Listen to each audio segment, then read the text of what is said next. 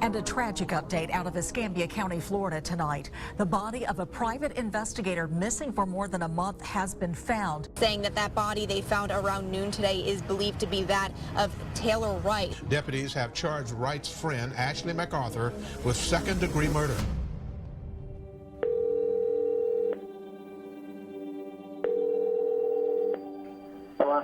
Hey, Zach, your wife is, she's being arrested this evening and charged with murder.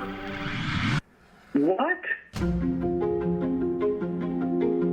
Ashley MacArthur. She's accused of murdering Pensacola private investigator Taylor Wright. I don't know where she is. Where's her body at? I don't know where she is. She's dead, though. You know that? You had a young woman, Taylor Wright, that was murdered. There was no question about that. She was shot in the back of the head and buried. Do you know where Taylor Wright is? Do you know if Taylor Wright's dead? Did you kill Taylor Wright? And what else did she say about finding her? That she told me they'll never find that bitch. She's gone. There will be no physical evidence showing you that Ashley MacArthur had anything to do with the death of Taylor Wright. As to the charge in count 1, we, the jury, find the defendant, Ashley MacArthur.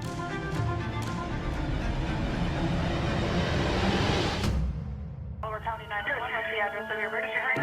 Okay, your wife is in a bar. You said she's unresponsive. This is what he's going to tell you. How to get out of that situation. And I grabbed the gun. Trying to find the first place to put a body. No, sir. The only thing they could do was kill him. You want to say anything? We, the jury, and to find the defendant.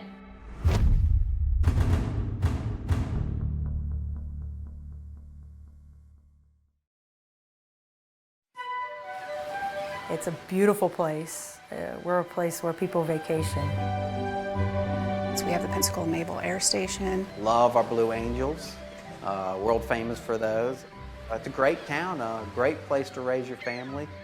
Like all cities, we do have murders, but you know, anytime a murder comes up of this nature, it certainly draws attention. First name is Taylor, last name is Wright, W-R-I-G-H-T. Taylor Wright was 33 years old when her body was found, more than a month after she had been first reported missing. Taylor should have called me. Taylor would have called me, and she didn't. She was a former police officer from South Carolina turned private investigator. The mother of an 8-year-old son, Taylor moved to Pensacola after a contentious divorce and fell in love with a woman. We met on an online dating app. We were in a relationship for a short period of time, but enough time to have sincere feelings and to say that I love this person, and she's told me she loved me back. Cassandra Waller is a public school administrator who soon invited Taylor to move in with her. She was kind, she was outgoing, she would give you the shirt off of her back. She was full of life, she was full of energy, she had all kinds of hope, had great big giant ideas. But there were issues in Taylor Wright's life. Her new girlfriend suspected she was using drugs and had caught Taylor cheating on her with another woman. And Taylor and her ex-husband, Jeff Wright, were still fighting over their son and their money. I just know that Taylor didn't feel like it was equal. In violation of the court orders, Taylor had withdrawn $100,000 from a joint account with her ex-husband and asked another of her new Florida friends, Ashley MacArthur, to help her hide the money by putting it in Ashley's bank account. But now the divorce judge had ordered Taylor to show up with the money or face jail. So the night before Taylor went missing, we went out to eat, and Taylor was just really stressed out. She was talking about how Ashley was holding on to this money, that Taylor needed to get it back, and she felt awkward about it. She felt like something wasn't right. The next day, Taylor and Ashley were set to go to a bank in Pensacola to pick up the money Ashley had been holding for her. And we gave each other a hug and a kiss, and at that time I'm walking out of my driveway, Ashley pulls up. I say, "Hey, Ash," and she's like, "Hey, Cassandra," and I said, "You guys have a good day." I got in my car and I drove away. That was the last time I ever saw Taylor. A few hours later, Ashley called Cassandra to say that instead of going to the bank, she and Taylor had driven out of town to go horseback riding on a farm in East Milton, owned by Ashley's family. was like, weren't you guys supposed to go to the bank? She goes, yeah, you know, Taylor's really stressed out with the divorce stuff, and she's just been really emotional today. These are the things that she's telling me. Tell her everything's fine. Like, we'll get through this. Later that night, she got this text message from Taylor's phone. Saying, I'm sorry, like, I'm not doing anything wrong. I started getting angry and upset because here we were in a relationship. I'm thinking Taylor's telling me that she needs time to herself and she's not including her partner, and that hurt my feelings.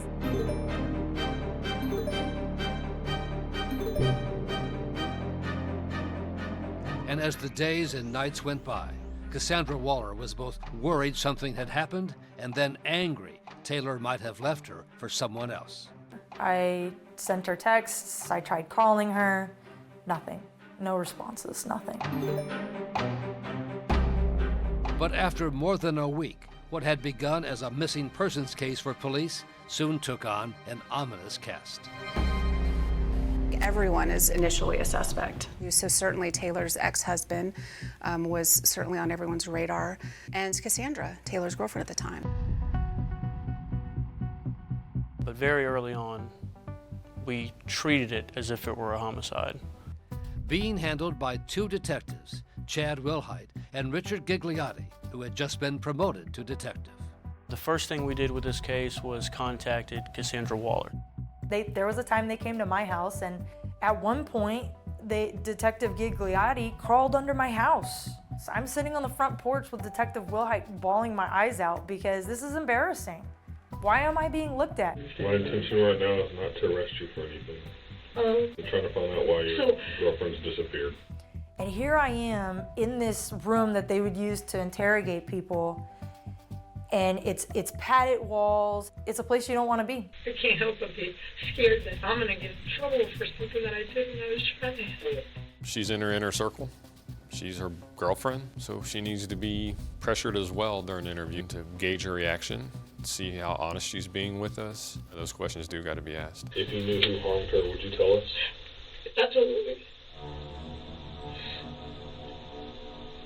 If she was dead right now and you knew, would you tell us? I don't know. Did you harm her? No. They asked me if I killed Taylor, and I lost it.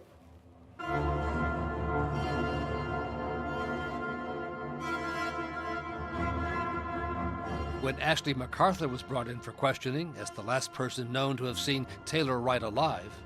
So let's start that day from the beginning.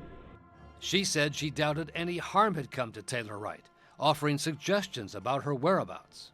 She wanted to appear as though she was cooperative, right? And she didn't want to deny anything that we asked. She wanted to seem cooperative. Telling the detectives Taylor might just be off on a drug binge. The only thing I worry about is with the drug situation. Like, I wouldn't even, if I didn't know about the drug situation, I wouldn't be worried about her. I would say Taylor's doing what Taylor does. But then that lifestyle becomes a different group of people. Sure. Which is what I worry about with her. Sure. And we don't know that she ever had intentions on leaving. Maybe she wanted to go have fun, and then someone found her with a bag full of cash. And that's why we have to follow down every single avenue and ask all these questions. Cassandra's understanding was that this money was in a safety deposit box of Ashley MacArthur's at Wells Fargo. So when Ashley was asked about a safety deposit box at Wells Fargo, she said that there was nothing. Have you ever had a safety deposit box there? No. There was no safety deposit box. There was no account at Wells Fargo with money. That didn't happen. But text messages on Taylor's phone made it clear Taylor thought her money was at the Wells Fargo. Talking about meeting at the WF, likely being the Wells Fargo. Needing to get there, needing to get the money. Clearly that was a problem. We spent time driving the route that Ashley MacArthur gave us, that they took, looking for surveillance footage. They found this surveillance tape at a gas station, nowhere near the bank, where Ashley says they stopped to buy Taylor a beer around 10 in the morning. Have you ever seen her drinking at that time of day before? No. That was odd behavior. And in fact, I said something to her. I was like, beer at this time of the morning? She's like, well, it's 5 o'clock somewhere. I'm like... It's a perfect response. Then Ashley told the detectives they headed out to the horse farm in East Milton. So we just drove out there, and she was just blowing off steam, I guess, and drinking beer. And we were just hanging out. She was a strange girl. Ashley claims she then drove Taylor back from East Milton to Ashley's home, and that Taylor called an Uber and left. She was fine. She just said that she wanted to go have a beer and that she was going to get an Uber to take her to go have a beer. What detectives would soon discover was another claim from Ashley MacArthur that would not check out. When we contacted Uber, Taylor's account hadn't been used in months. Something was wrong. Something was definitely wrong. Now, more than a month since Taylor Wright went missing, Cassandra Waller was increasingly desperate to find out what happened to her, pleading for help on Facebook. Nobody's reached back out to me. I still haven't heard from her. Nobody's heard from her. So I'm calling hospitals in Louisiana, in Mississippi, in Alabama. And Ashley MacArthur was busy calling the detectives to suggest where Taylor Wright might be hiding. Hey, Detective Taylor Wright. It's Ashley. How are you? Well, how are you? Unaware that she had become the prime suspect. She got back on the cocaine, and, do we need to, look in alleys, for her? Or? She's definitely curious on what we're doing and where we're at. She's definitely fishing for information, but we didn't want to tip her off. I was just calling to see if there was any update or anything going on. And so, on a regular basis, she would call me. And I had to, of course, be friendly with her. I hate to bother you, but I just thought I'd check. All right, thanks, Ashley. I couldn't answer the phone, Shirley, and say, yeah, so, we'll be arresting you here shortly. You just wait. The turning point in the case came from the records of cell phone towers, which keep track of which cell phones are nearby. Your cell phone's always communicating with a cell tower, and the cell phone companies know exactly which tower it's communicating with. And the data showed that Ashley's timeline, her alibi, did not check out. And when we got that information, that's when we really found out, okay, Ashley and Taylor never went out to this East Milton family farm that Ashley was saying they went out to, where they were supposedly riding horses. We knew right away, very big deal. The tower records instead showed her on that day about 30 miles away in the northwest part of the county. And what is she doing up there? Detective Alverson and I she had the great idea of, let's check the property appraiser's website. And we typed in Ashley's maiden name, which is Britt, and it popped up. The first property record search found 2201 Britt Road. And lo and behold, it was in the cell phone tower information that we were receiving. It was right in the middle of all that data. It was a good moment. We're like, okay, we're getting somewhere. And at that point, were you pretty sure she was the one? Oh, certainly. Yes. Certainly. We had cell towers of her lying, we had the bank records, her depositing the money, and we have surveillance footage from banks showing her depositing Taylor Wright's checks. Checks that are signed Taylor Wright, but it's not Taylor Wright's signatures. They're not her handwriting. But the detectives had to keep a tight lid on their suspicions because Ashley's husband, Zach, was also close to people in law enforcement, a former county sheriff's deputy. In fact, we didn't tell many people here that Ashley was a suspect in the case because we didn't know what ties she had with people. Now it was time to bring Ashley back in for what would be a showdown round of questioning. Hi, how you been doing? We've turned up some things that we don't really know what to think at this point. We knew this was going to be our last interview because at that point, we knew all the 3 simultaneous search warrants were going on at her house, at the farm, and at her family business. So before we ask you any questions, you must understand your rights. You have the right to remain silent. Anything you say against you can be used against you in court. Detective Gigliotti played the role of the good cop, Will Height, the bad cop. I don't have a problem confronting people with what I know is a lie. Someone has to play that role. I was fine with it at that time. Starting with the cell tower data. You had the ability to plot all your phone calls for that day. But when we started plotting all the phone calls that you and Taylor were making that day, there were some discrepancies in what you had told us. Okay. Okay.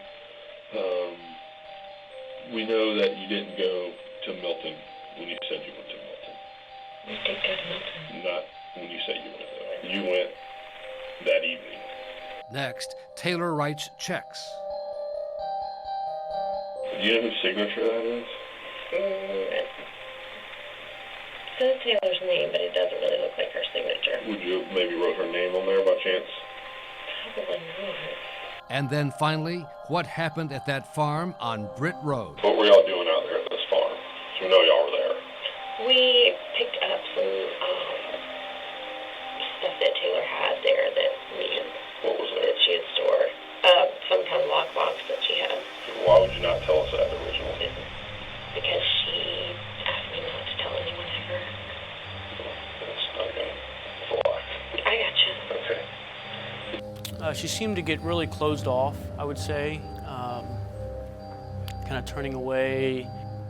I think she crosses her arms and her legs, if I remember correctly. I think I actually reach over and try to break that defense down. Look at me for a second. Don't cross your legs and look at me for a second.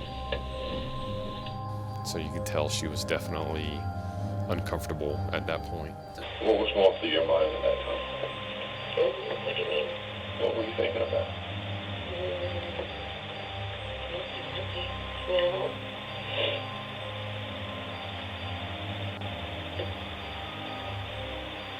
it was kind of a regular day. Regular day? I mean, that. If it's so regular, why would that tell us about this? Even if she didn't want you to tell us about it, we're working a missing person case where your friend for over a year is missing. I honestly didn't think it was very important to this at all. The detective was having none of it. Where is Taylor at? You need to tell us where she's at. I don't know where Taylor is.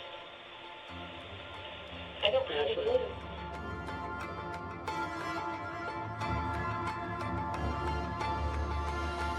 So you're the only one that was with her on this day at this farm that you did not disclose to us?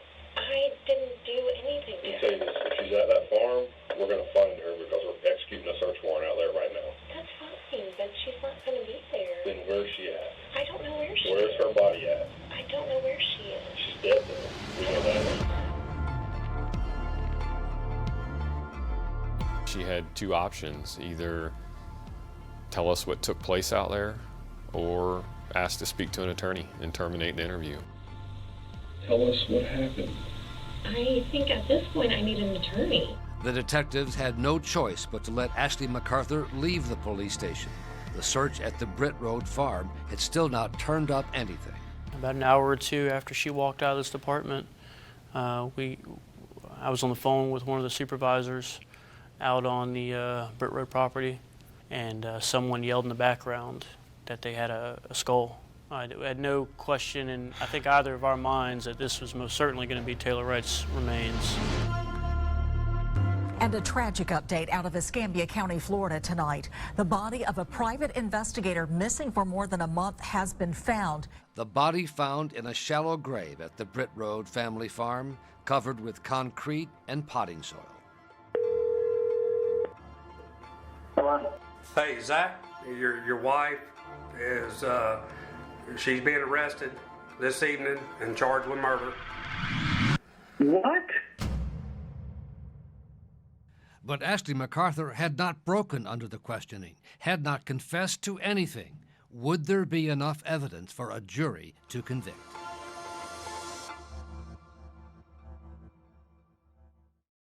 For the record, we're here on the state of Florida versus Ashley MacArthur. Defendant is present with counsel. Assistant State Attorney is present. And once again, the Law and Crime Network has picked a phenomenal trial, Florida versus Ashley MacArthur. But there's cameras here, there's camera over there, there's microphone. This has nothing to do with you. If If anyone has to sit up straight, it's me. If anyone has to put on lipstick, it's me. This is a criminal case. The defendant is charged with first-degree premeditated murder. I think I've covered everything. I think of Ms. Jensen. I'm going to turn it over to you. Thank you, Your Honor. May it please the court. What you will see at the end. Bridget Jensen is the chief of the homicide unit in the Escambia County District Attorney's Office.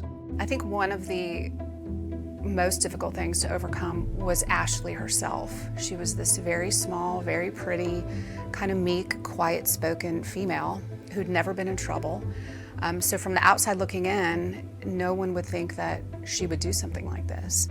And really what you will see in the end is that Ashley MacArthur had the motive to kill Taylor Wright, money. She had the opportunity to kill Taylor Wright. She did in fact kill Taylor Wright, and then she tried to cover it up. But to get to that ending, we have to start at the beginning. Taylor Wright withdrew $100,000 from the bank when she wasn't supposed to. And then she was trying to hide that money from her ex-husband. And she also asked her friend, this defendant, Ashley MacArthur, to help hide the money. You will see the pressure that Taylor Wright was putting on Ashley MacArthur to get this money. And the reason that matters is because the money was gone. Ashley MacArthur had spent it. Friday, September 8th, 2017 is the last day that Taylor Wright is known to be alive.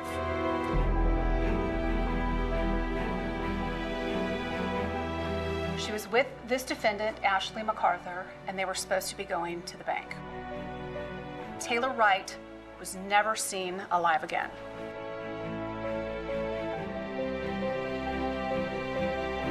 Ashley MacArthur was represented by a father and son team of lawyers, Barry and John Barasset. Ladies and gentlemen of the jury, as you sit through this case, you will see the evidence isn't there. There's reasonable doubt in this case, and that's what I was trying to convey to them in the opening statement.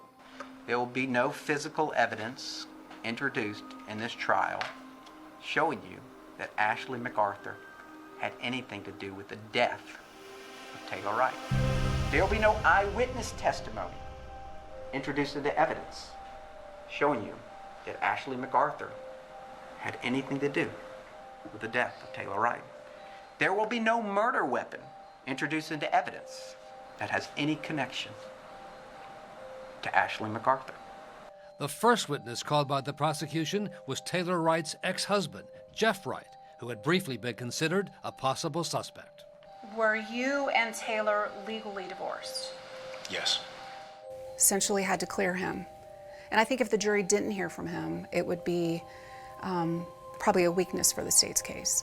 Mr. Wright, did you reach out to Ashley MacArthur on Facebook?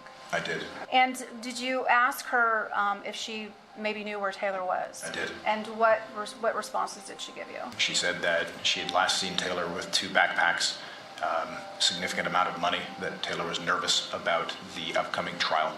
The defense used Wright's testimony as an opportunity to raise a question of whether he had a motive to harm Taylor Wright. She had antagonized a lot of people, and especially over the divorce and the money issues with her husband. Fair to say that Taylor Wright was making it very, very difficult for you to get this money back. That is correct. But MacArthur's lawyers knew that police had established Jeff Wright's whereabouts hundreds of miles away in North Carolina, and they knew better than to outright accuse Jeff Wright of the murder. Yeah, we can't lose credibility with the jury. We can't make it so incredible that they don't believe us. On the second day of the trial, the prosecution called Taylor Wright's girlfriend, Cassandra Waller. She was nervous about making eye contact with Ashley. Now, do you see Ashley MacArthur in the courtroom today? I do. Can you please point to her and identify what she's wearing? She's right here. She's wearing a black outfit. And then I looked at Ashley. Ashley never looked at me. Ashley was always looking down at her scribble pad. Let the record reflect this witness has identified the defendant. During the course of your relationship with Taylor Wright, did you ever have an opportunity to see her handwriting? Yes. Did she write you letters? Yes. Did she give you cards? Yes. Were you familiar with her handwriting and her signature? Yes. Again, I'm showing you State's Exhibit number 26. Does that look like Taylor Wright's handwriting? That is not Taylor's handwriting. Or her signature? Or her signature. But on cross-examination, Cassandra Waller testified she never saw any evidence of threats by Ashley MacArthur against Taylor Wright. In all the times that you saw Ashley MacArthur and Taylor Wright together, you never heard, saw anything to indicate to you that Ashley MacArthur was threatening to harm Taylor Wright, causing her, going to cause her any physical harm, anything like that? No. And no indication that Taylor Wright was scared of her or anything like that? No. The defense then raised questions about Cassandra's own, at times, challenged relationship with Taylor Wright, citing the text she had sent to Taylor on the first day she was missing. As those text messages show, you called her a liar. I did. You called her a drug user. I did. What I was trying to point out is that Taylor had a somewhat volatile life.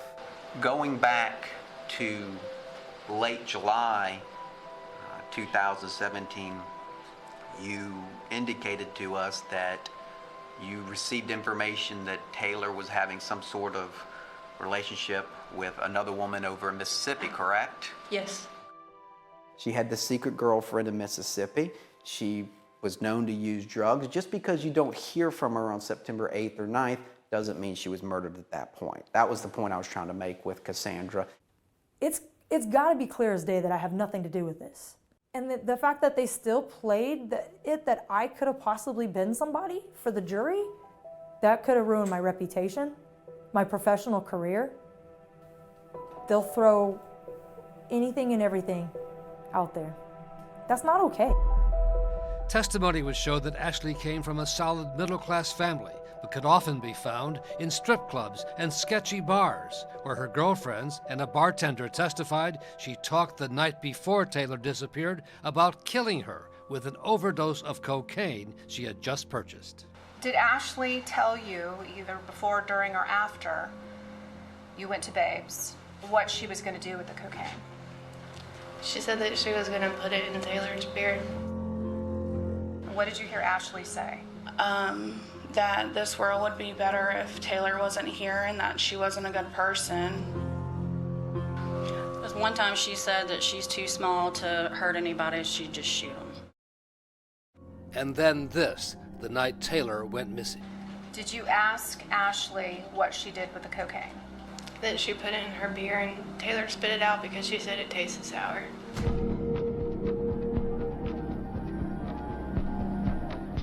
The prosecution's case depended heavily on Ashley's motive, that she could not give back Taylor Wright's money because she had already spent it on a man with whom she was having an extramarital affair, a bar owner named Brandon Beatty.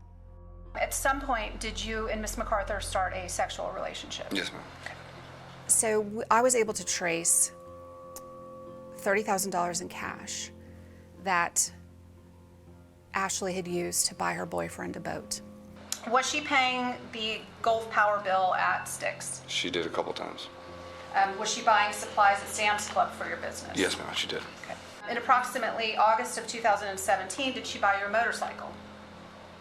I'm not sure the date, but yes, she did purchase a motorcycle. Okay. A purchase made a few weeks before Taylor Wright went missing. How much and how often was Ashley MacArthur spending money on you? I'm sorry? I don't know how to answer that, to be honest with you. Okay. Pretty regular. And what did she say about her friend being missing? The police had took her phone, or she told me that the girl had ran off with her husband's money or something, and just gone. Okay. And what else did she say about finding her? That she told me they'll never find that bitch. She's gone.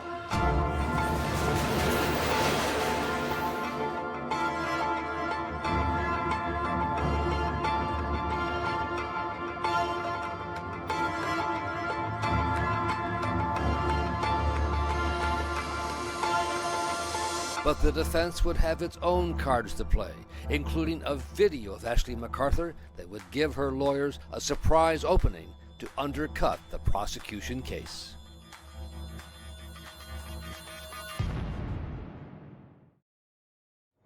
Hurricane Dorian, now a Category 2 storm, strengthening this morning, threatening to hit Florida as a major Category 4 hurricane. In the middle of the Ashley MacArthur murder trial, Pensacola came under a hurricane watch. And in the courthouse, Judge Jan Shackelford urged the lawyers to speed things up. So what I read in the most recent update was alarming. Showing Dorian on the move, you see it right there, making its way through the Atlantic. As you can see, this storm is just getting bigger and bigger. But prosecutor Bridget Jensen was intent on playing the full 6 hours of the 2 police interrogations of Ashley MacArthur. I think that was important because the jury gets to see Ashley MacArthur. I wouldn't think so. Like, I don't believe Taylor's been harmed. I think Taylor's doing what Taylor does. If you looked at the first interview, Ashley was almost kind of flirty, maybe a little playful with law enforcement. Has she ever come on to you or? Taylor asked me one time if I would have a threesome with her and some guy. And I'm like, no thank you. And the second interview, her demeanor was so different. I think she knew at that point, she was probably caught. So you're the only one that was with her on this day at this farm that you did not disclose to us? I didn't do anything to her. If she's at that farm, we're going to find her because we're executing a search warrant out there right now. That's fine, but she's not going to be there. So it was good, I think, for the jury to see that she had lied, and she got caught up in her lies and couldn't come up with excuses fast enough. Then where's she at? I don't know where she is. Where's her body at? I don't know where she is. She's dead, though. You know that? This is a perfect example of when you talk to law enforcement too much, whether you're guilty or innocent, it's going to come back and hurt you. And the father and son team of defense lawyers could do little to challenge much of the other prosecution's evidence, too. The gruesome photos of Taylor Wright's body wrapped in a hammock in a shallow grave, a bullet hole in the back of her head, the testimony about the cell phone towers that put Ashley MacArthur at the crime scene. You have in the cell phone records the maps that were put into evidence. Cell tower near the Britt Road farm at 12:10 p.m. The forged signature on Taylor's cashier's check deposited in Ashley MacArthur's bank account. Taylor is missing, and she is still depositing Taylor's money. And the suspicious text messages from Taylor's phone after she was likely dead. But then a video that the prosecution hoped would help clinch the case gave the defense a surprise opening. Surveillance video from a Home Depot of Ashley MacArthur buying concrete and potting soil the day after Taylor went missing. A store clerk, Devontae Sims, helped her make the purchase. I was walking through the store and asked her, did she need help? What was she looking for? Type of concrete. What type of concrete? She just said she was, sorry, like a fast-setting concrete. I'm sorry, can you repeat that? A fast-setting concrete. But then, looking at the crime scene photos, Sims testified the textured, rocky concrete on Taylor Wright's body appeared to be different than what Ashley MacArthur bought. Is the concrete that this lady purchased, is it textured? No, ma'am. It's like fine dust. Is it like rocky? No, ma'am. What's it says? No, ma'am. The defense was jubilant. I leaned back and made a comment to my dad. The comment was just boom, like I was happy, and I'm sure you can get the photographs. He said the concrete that Miss MacArthur bought was very fine like dust. The concrete on top of Taylor Wright's body was very pebbly. You could see rocks in it. It was not fine like dust. And then the defense set out to prove in its case that Ashley MacArthur would not have been able to lift a 50-pound bag of concrete or even Taylor Wright's body because of a back injury she suffered 8 years earlier. Her mother, Rhonda Britt. Did you see her ever lift any heavy objects? No, she tried not to because it hurt her back. Have you ever seen her lift anything like a 50-pound concrete bag or anything that heavy? No. And is that to this day? Yes. I think it definitely was hard to picture how this little girl could move a dead body. But at the same time, Taylor was not a big girl either. I think where there's a will, there's a way. In the end, the defense case rested mostly on the fact there was only circumstantial evidence, no fingerprints, no DNA tying Ashley MacArthur to the crime scene. When you were here, you were the lead investigator for the Escambia County Sheriff's Department on this investigation, is that correct? Yes. And as far as physical evidence or forensic evidence, you never found any physical or forensic or trace evidence that linked Ashley MacArthur to the homicide? I did not know, sir. It is the state's job to give you everything. The good, the bad, the ugly. And you heard some very unflattering information about Taylor Wright. And you may not like some of what you heard about Taylor Wright. But in this trial, she is the victim. So let's not forget that she was the 33-year-old mother of a child. And she was a human being. And our laws in the great state of Florida do not classify human beings. So her life means no less than anyone else's. And this woman sat there hour after hour in those interviews. You saw her, calm, cool, collected. Not 1 ounce of sadness or concern or worry for her friend that was missing. She was so forthcoming about all the bad things that Taylor did. But you know what she wasn't forthcoming about? Those deposits of Taylor's money that she made and that property on Britt Road. And why? Because as she sat there giggling and laughing and joking with law enforcement on September 18th, she knew that Taylor was out there on Britt Road. Because that's where she murdered her, and that's where she tried to cover up her body. Ladies and gentlemen, Ashley MacArthur had the motive. Ashley MacArthur had the opportunity. Ashley MacArthur murdered Taylor Wright, and then she tried to cover it up with lies, concrete, and potting soil.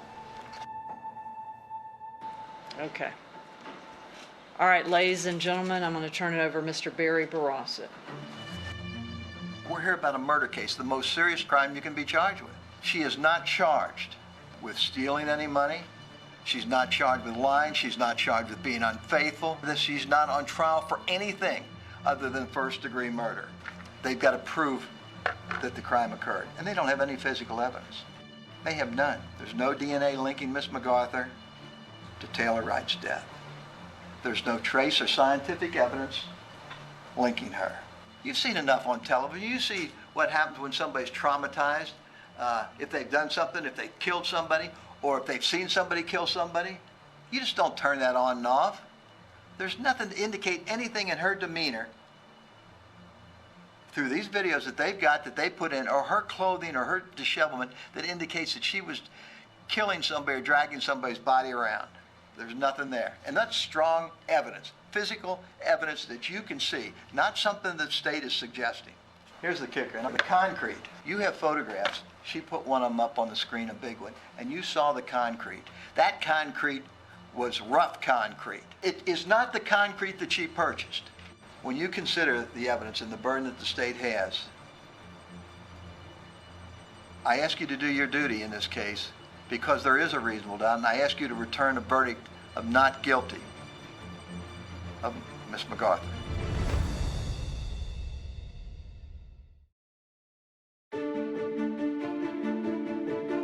All right, we're back on the record, State of Florida versus Ashley MacArthur. My understanding is we have a verdict. They were out, I think, 4 hours, and you never know. You never know. That seems like an eternity while you're waiting. It's 12 people. It only takes one person to find a hole that, that they don't think she's guilty. Let me talk to everybody in the audience. Somebody out there is going to be unhappy. I don't know what the verdict is. I know there are some family members and friends for Ms. MacArthur, and presume that there are family members and friends for Taylor Wright. I was in the courtroom. I am like 2 pews right behind Ashley. So the jury came in and there was a lot of unknown. What's going to happen, what's going to be said. And this judge, she talked about making sure that everybody was going to control their emotions when the verdict was read. And I was afraid. I had no clue what was going to happen at all. Mr. Faust, were y'all able to reach a verdict? Yes, sir. Okay, all I want you to do is to hand it to court security, okay? I'm going to hand it to the clerk to publish. Yes. In the Circuit Court in Forest, Gambia County, Florida, State of Florida versus Ashley Britt MacArthur, case number 1717CF005844A. Verdict as to the charge in count 1, we the jury find the defendant Ashley MacArthur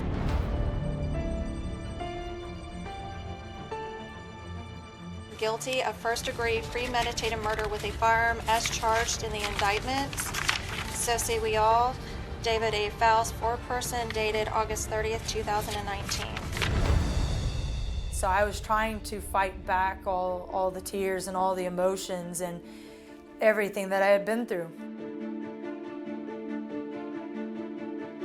So we knew that if she's convicted, the judge was going to sentence her right away, which the judge did. I need all of you to stand.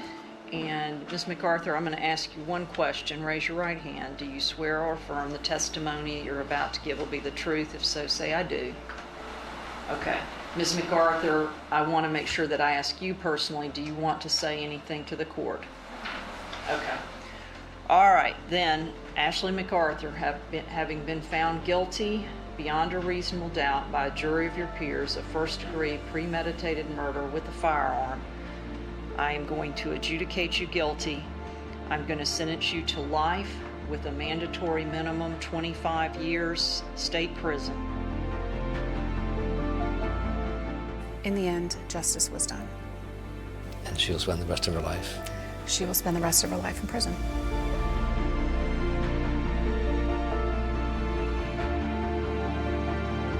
She's gone. She's really gone. This is done. It had been 2 years. And it was finally a book closed. It was, we're done. She did it.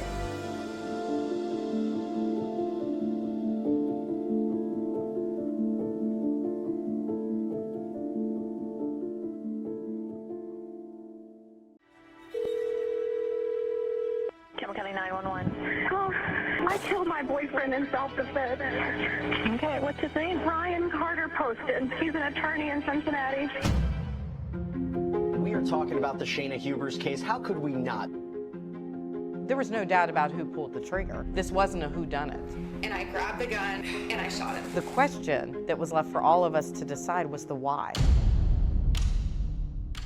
Very bizarre. Nothing like I've ever heard before. Ms. Hubers' psychological condition was seriously abnormal. At any point in time, when you were with Ms. Hubers, did you see tears? No, ma'am. This case was about two people who never should have gotten together. Ryan always put pressure on me to orgasm. I thought that she was clingy. I thought she was a girlfriend that couldn't let go. He had a new love interest. That's what sent her over the edge.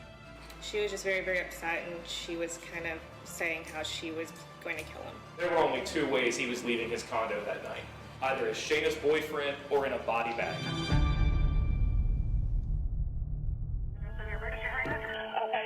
Your wife is in a bar. You said she's unresponsive.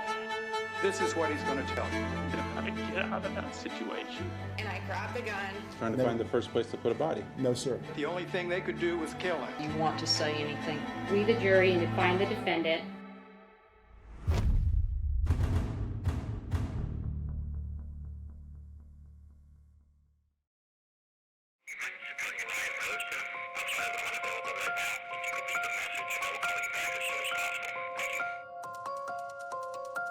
Ryan was the most laid-back, easy guy you'd ever meet.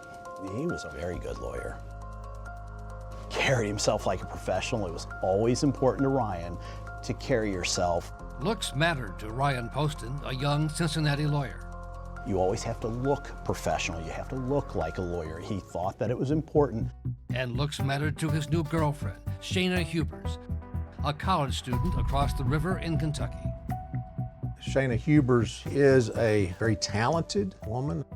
She got through school in 3 years. She had a scholarship in music. She had a lot going for her. He added her as a Facebook friend after he saw some photos from her from spring break. Shayna is a very pretty girl. You know, that's undisputed. And he saw something that he liked looking at, I guess. For Shayna, this relationship was everything. And having Ryan on her arm sure looked good. Telling people that she was dating this 29-year-old attorney who had his own firm in Cincinnati sure sounded good. They dated on and off for more than 18 months, leaving a trail of text messages that documented a very rocky, on again, off again, obsessive relationship, replete with jealousy and deceit and rage.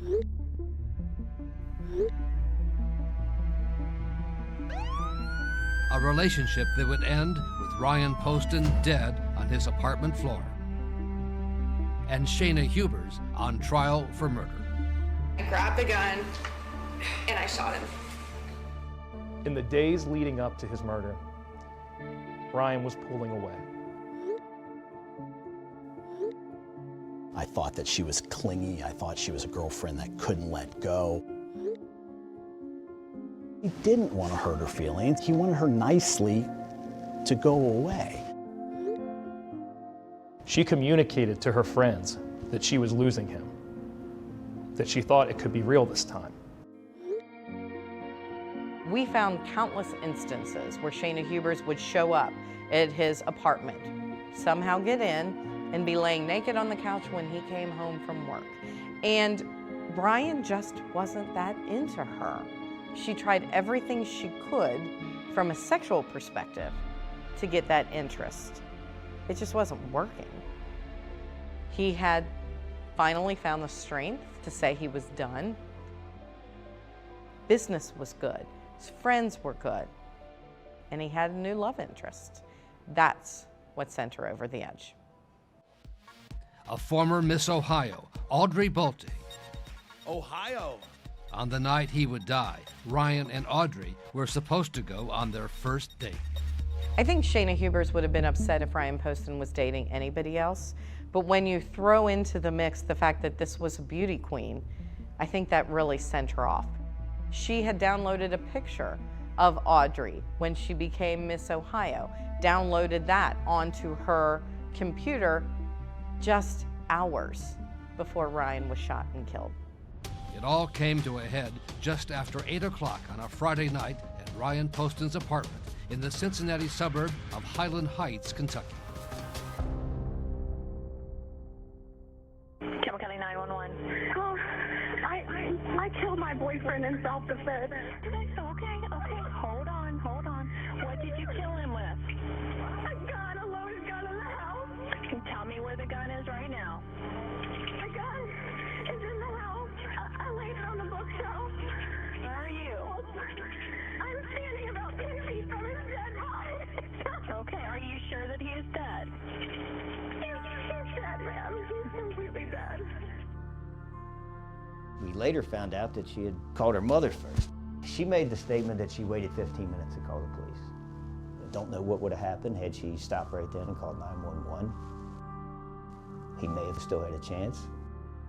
I'm not a murderer, ma'am. I just killed him. What happened exactly? What happened? He beat me and carried me out of the house. He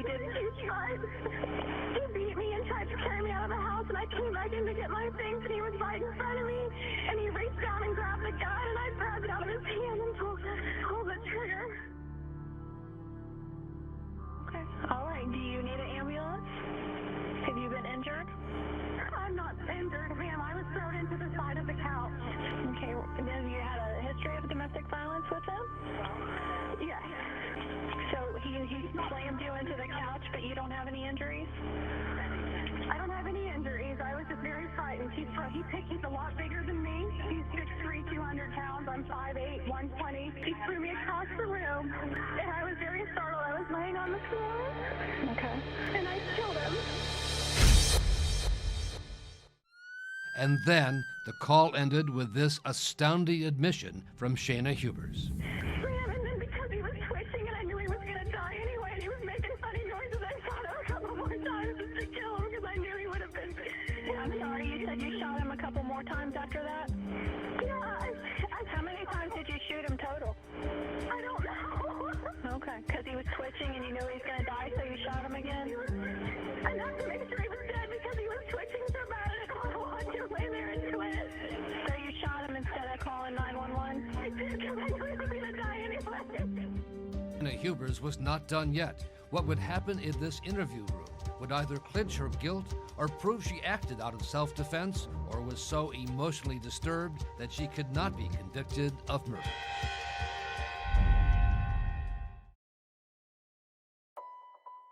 Your name is Shayna? Shayna Hubers. The right to remain silent. Anything you say can always be used against you in a court of law. After giving her Miranda, she said that she wanted an attorney, and I pretty much quit asking her questions. She started talking. I don't have any serious injuries that I could have had. Right. And I shot him in self-defense because he's done stuff before where I've hit my head on a headboard and could have died. She didn't like to be in there by herself. She wanted someone there the whole time to hear her side of the story, to hear her talk. It's really messed up that we had to get into a physical fight and that this had to happen, you know. And if I could go back and go over again, I would rather have my head beat into the coffee table. We were obviously ready to listen and wanted both sides of it. And, you know, at this point, did we have enough information to know if there had been a past of any type of abuse? That night, we didn't know that. And he had put his arm across the table and had it in my face and was screaming at me at the top of his lungs after he had thrown me around the room. And was saying emotionally to me, "You're a fucking hillbilly. I fucking hate you. I hate your fucking Eastern Kentucky accent. I hate your mother. I hate your friends. I hate everything about you for what you are." At one point, she said he picked her up and threw her across the room. He was throwing me around the room. And then he drug her out and threw her out the door. You know, there's going to be some red marking, some kind of bruising, something that would indicate there was some struggle. There was nothing like that in this case. And her account of a struggle in the apartment did not match the crime scene photos.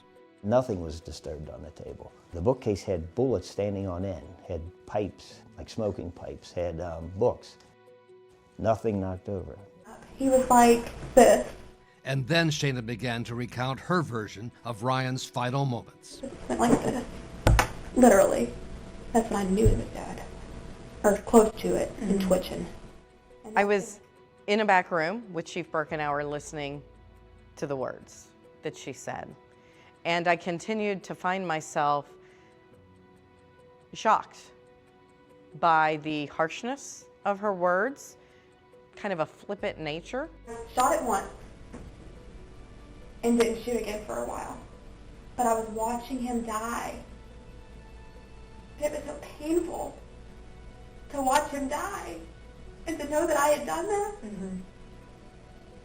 That I just walked around the table and shot him where I knew he would die immediately. Bill and I turned to each other and said, did we really just hear that? Did she really just say that?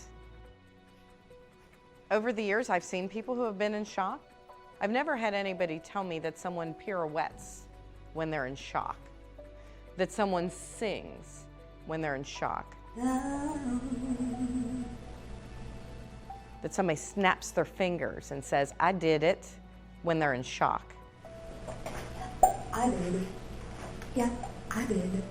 She was desperate to tell her story, to have people hear her side. She wanted to get that all out there. And I really think in her mind, Shayna thought that everybody would just buy it, that none of us were smart enough to see beyond the facade. For prosecutor Michelle Snodgrass, it seemed like a slam-dunk case of murder. And at first, that's just what happened. Sentenced to 40 years for killing her boyfriend. His name was Ryan Poston. Shayna Hubers guilty of murdering her boyfriend, Ryan Poston. The jury recommends 40 years, an emotional day for the family of the man shot to death. But less than a year later, a crushing blow. Well, it was discovered that there was a juror who had sat on our first jury who had previously been convicted of a felony offense.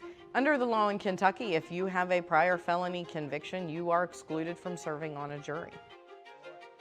Shayna Hubers' conviction was overturned, and the judge ordered a new trial. There was disappointment on our part, but the real struggle for us was the pain for Ryan's family.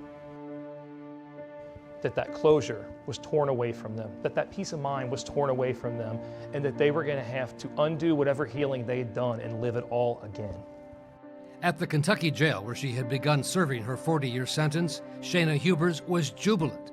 Now she had a new chance to tell her story, a new chance for freedom. This was her last chance. We had no idea what direction her defense was going to go. We had no idea what she might take the stand and say. We knew all bets were off.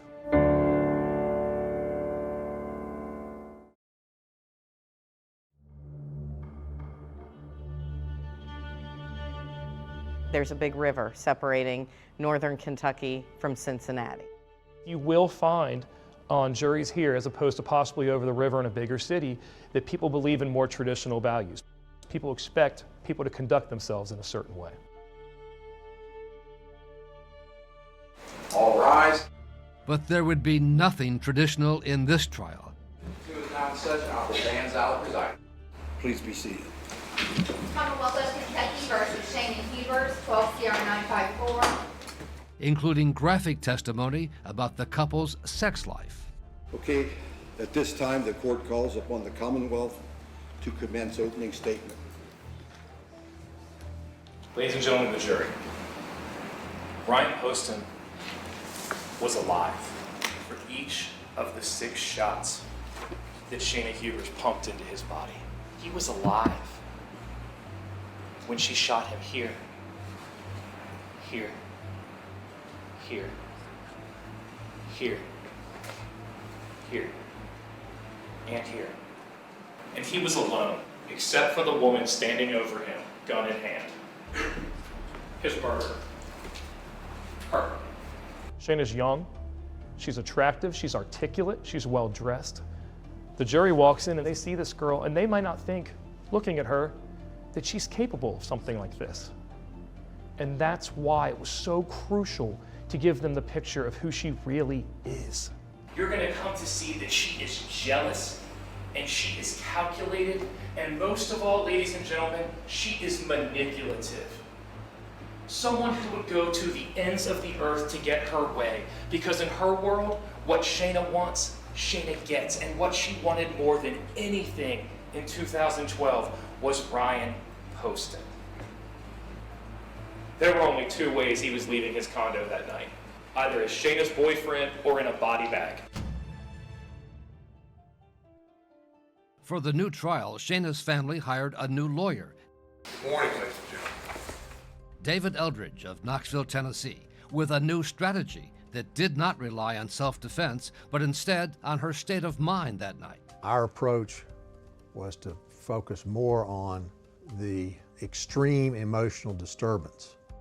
Kentucky's murder statute says if you kill someone, intent to kill them, that it's murder unless it's done under extreme emotional disturbance for which there's a reasonable cause. I knew it was already done. It was already done. For Shayna Hubers, a last chance to plead her case. If the jury believed her, she could be convicted of manslaughter instead of murder and be out of prison in a few years. We were running a manslaughter defense, yes. You'll hear terms like borderline personality, post-traumatic stress disorder, psychological outcomes, and how those are expressed in our experience and behavior. And Shayna Hubers' defense lawyer painted a much different, darker picture of Ryan Poston than the jury had heard from the prosecution, feeling the stress of his job the night he was killed. He is in a very dark mood, is very upset, Not too long after she arrives, he lights into her verbally, critical of everything there is to be critical of her about. Her mother, her family, her education, where she's from, her appearance. Vile comments to her. Verbal assault. And you will hear about how he looked. How his eyes were frightening, scary, dark. Burst out the door and physically attacks her. First slams her arm into the door, physically attacks her. We believe the evidence would show you that Miss Hubers is not guilty of this trial. That she was privileged to act in self-protection, or she was acting under extreme emotional distress. The prosecution began with the disturbing evidence of the crime scene, Ryan Poston's bloodied undershirt, and testimony from the first officer on the scene, David Fornash, who said he saw no evidence of a struggle inside the apartment. What would you have expected to see if there was a struggle over top of the table? I would have seen things knocked off the table and knocked over on the table. Was it? No, ma'am. Was anything knocked over? No, ma'am. One last question. At any point in time, when you were with Miss Hubers, did you see tears? No, ma'am. Nothing further. But for the prosecution, there was no stronger evidence than the video made of Shayna Hubers in the police station that night, played for the jury on the very first day. They saw her dancing, her singing, her admissions. Yeah, I did. Her lawyers tried to put the best face on it, saying it supported the theory of emotional disturbance. I think it's just bizarre behavior brought on by the stress of what she's gone through and her own psychological condition. Even so, I didn't want to watch him die. Any defense lawyer would tell you that they would just as soon their client not have talked on a videotape. It was already done. It was already done. For 3 hours after the events. No defense lawyer would say that was a good idea. Your Honor, may we continue? on day 2, the prosecution called one of Shayna's girlfriends, Dr. Christy Euler, a dentist with whom Shayna exchanged some damning text messages about Ryan. Ryan's been begging me to ask if you could do his veneers. But please F them up and make him ugly so he'll never get another girl. I hate him. And what is the next exchange between yourself and Miss Hubers? When I go to the shooting range with Ryan tonight, I want to turn around, shoot and kill him, and play like it's an accident. When the prosecution called the former Miss Ohio, Audrey Bolte, to testify, she described the relationship with Ryan as just developing beyond Facebook friends. Did you ever meet Ryan Poston in person? No. Based on cyber communications, how did he strike you? Funny and smart. To be frank, I think that Miss Ohio was called as a slap in the face to Shayna. I think they did it to get under Shayna Hubers' skin. I really do. Mr. Alden, please proceed with cross-examination. Shayna Hubers' lawyer used the beauty queen's testimony to show how Ryan was two-timing Shayna. Do you recall that he told you that he had plans to watch the vice presidential debate with his parents? Yes. Now, did he tell you that he was also watching the debate with his girlfriend? No. Our position at trial was that he was sending a lot of mixed signals as to what his desires were in terms of a relationship with Shayna Hubers. She had been invited to his parents' home, which she took as a signal that their relationship was going to move forward. And that obviously was not what he had in mind, apparently. And for this second trial, the prosecution had a dramatic new witness, a salesperson at a local mall, where Shayna had gone shopping in the hours before she shot Ryan Poston, appearing to be upset. Did you learn by listening what that individual was upset about? She found out her boyfriend was seeing somebody else. She was just very, very upset, and she was kind of saying how she was going to kill him multiple times. Can you say that again, please? I was talking over you. Multiple times.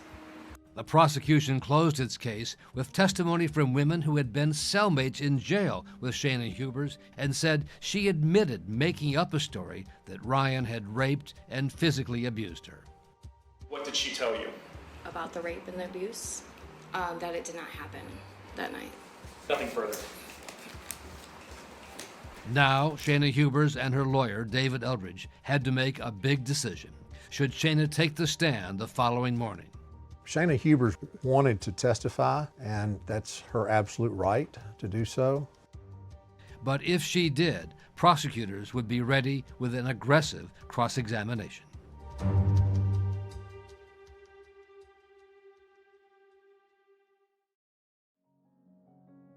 The defense of Shayna Hubers started strong, with neighbors who lived in Ryan Poston's apartment complex. Would you raise your right hand? And helped to back up Shayna's claim that she had been abused months before by Ryan. This summer, she came to my door and was crying, and so I let her in. And she had like a red mark on her arm, right in here, maybe about the size of a handprint. Okay. And I said, what happened? And she said that she had gotten into an argument with Ryan, and he picked her up and threw her down in the hallway out of his condo. I told her that she needed to call the police. Central to the defense case was a diagnosis that Shayna Hubers, for all her talents and charm and beauty, suffered from a borderline personality disorder, a diagnosis delivered by psychologist Dr. Thomas Schacht. My opinion is that at the time she shot Mr. Poston in 2012, Ms. Hubers' psychological condition was seriously abnormal. And you also learn that the effects of borderline personality disorder are most intense in the early to mid-20s. And so she was at a particularly vulnerable time in her life. Okay, your next witness. In order to run that defense. Time. I call Shayna Hubers. It was, for all practical purposes, necessary for Ms. Shayna Hubers to testify. Ma'am, would you raise your right hand? Do you solemnly swear or affirm that the statements and testimony you give at this trial will be true and correct? Yes. Thank you. Ms. Hubers, are you nervous? Yes. Get any sleep last night? Not at all. I don't think I was surprised that Shayna testified because we knew that she had to try something different. And for the defense strategy to work, to prove she shot Ryan Poston 6 times because of an emotional disturbance, she had to testify about the most intimate issues in their troubled relationship, what reporters came to call the orgasm defense. There were continued issues throughout the relationship about the issue of orgasm. And how did you respond to that? I tried to please Ryan to the best of my ability. How so? He wanted to try different things, and he ordered different things off the internet to help me achieve orgasm. It was something we just had to talk about. She obviously knew that would have to be a part of our discussion. It was not something that she relished by any stretch of imagination. It was not something I relished, talking to a group of strangers about such personal things. Was there any other thing that Mr. Poston encouraged you to do in relation to your ability to orgasm? Yes, sir. And what was that?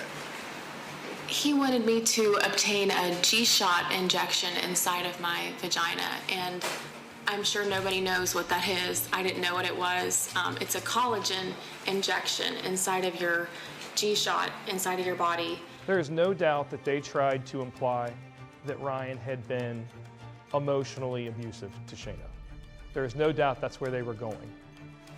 He screamed at me, "You're a up person, and you're a up person because you were touched when you were a little girl, and that's why you can't orgasm, and that's why I can't love you, and that's why no one will ever be able to love you." And then her dramatic version of what happened that night at Ryan Poston's apartment, a violent argument over breaking up.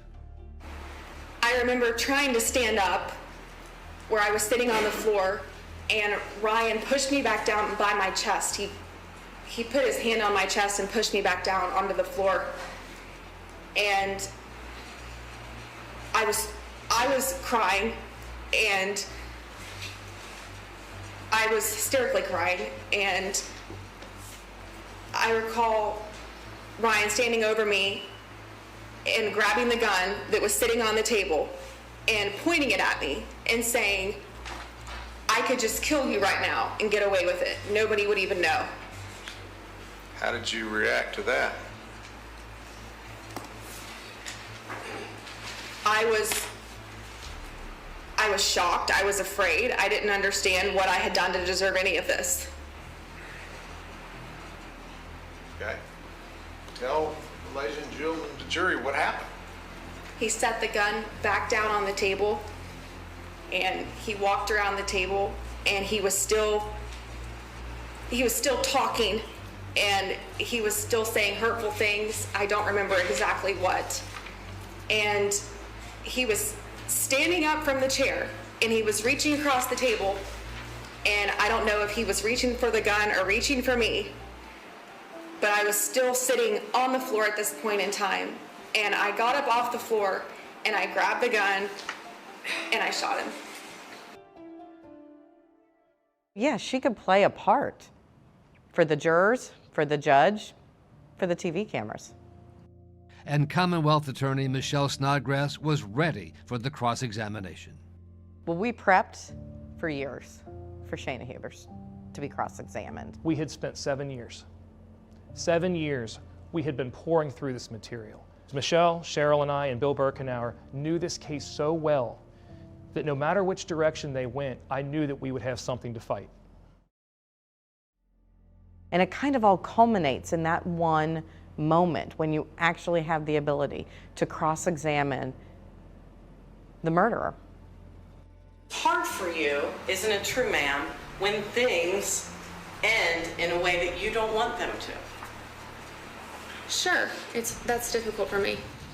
Using some of the thousands of text messages between Shayna Hubers and Ryan Poston to challenge the claims that Ryan was the sexual aggressor. If you would read those messages.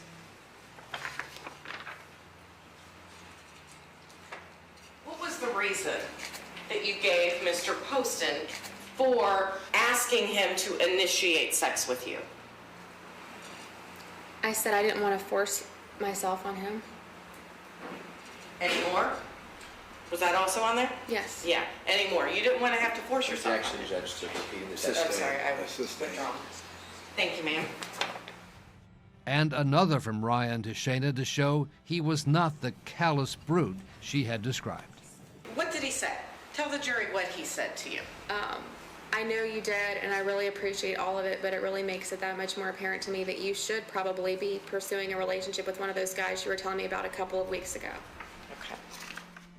It is always, always nerve-wracking to have a client be cross-examined, no matter the circumstances. Especially when the questions turn to that tape of Shayna Hubers in the police interrogation room and her disturbing attempt at humor over the bullet she fired into Ryan's face. And I will never forget when she said that she gave him the nose job that he always wanted. He's very vain. One of our last conversations we had that was good was that he wants my best friend who's a dentist to do his veneers and wants to get a nose job. Just that kind of person. And I shot him right here. I gave him his nose job he wanted. Nothing with Shayna surprises me. Any chance to be heard? I think there are true people that are sociopaths, that have no concern, no empathy for anyone else. And that's what I thought I was looking at. The prosecution wanted to show she was coherent throughout, hardly crazed or out of her mind. I don't think that what I did was necessarily, like, completely wrong, you know? I'm not saying that my statements weren't coherent. I'm saying my mindset wasn't completely coherent. But there were some things throughout the course of your statement that were consistent. Okay. And seeing him twitch and it being painful for you was one of those things that was consistent and said by you over and over again. I said that. And because you didn't want to watch him die, you shot him more times, in your words, to the point where you knew he was dead. I said those things. Is that similar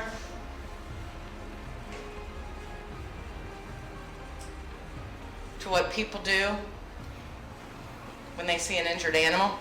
Objection. Sustained. Withdrawn, Your Honor. Please I have nothing disregard further. that question. Nothing further, Your Honor.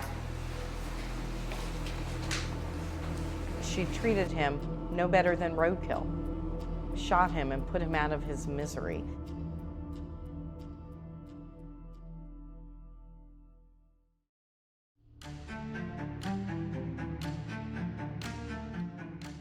All rise. Kent County Circuit Court Division 2 is now in session. Ladies and gentlemen, at this time, we will begin closing arguments, and by rule, the defendant goes first. Ladies and gentlemen of the jury, we have told you the truth about Shayna Hubers. Good, bad, embarrassing, humiliating. Certainly we wanted them to go into the jury room thinking that Shayna Hubers acted that night under an extreme emotional disturbance for which there was a reasonable cause. Degrading her own self-worth. I can't love you. No one can love you. You can't orgasm because you were touched as a child, and no one will ever love you. At that time, physical and verbal assault on Ms. Hubers. And it's against that backdrop that they end up on opposite sides of this table with a gun on the table. Shayna's condition combined with Mr. Poston's actions combined to create that extreme emotional disturbance, and thus she was not guilty of murder. Ms. Snodgrass? Yes, Your Honor. Hell hath no fury like a woman scorned. He's burning in hell, and it feels good. Those are her words, not ours. Shayna Hubers has proven herself over and over and over and over again to not be trustworthy with her actions or her words. She will lie to get what she wants. Just like what she said before, I'll go to the ends of the earth to accomplish my goal. She shot him in the head. What kind of a person is it that raises the gun again and aims and fires again? And if celebrating Ryan's death isn't enough to show you that she danced, that she came from evil or malicious purposes, how about this? I did it. I did it. I don't know what could sound more malicious than that. A celebration of taking another person's life. My job was to make sure that the jury knew that once we cleared out all the lies, and once we focused on Shayna's words, the crime scene, and the history in this relationship, that they would see that there was no other choice but murder. The trial had lasted 10 days, but the jury took only 5 hours to return a verdict. Probably would have felt better if they were out longer. We were beyond nervous, sick to our stomachs. Anything other than a murder conviction would have been a devastating defeat. Advice of the jury?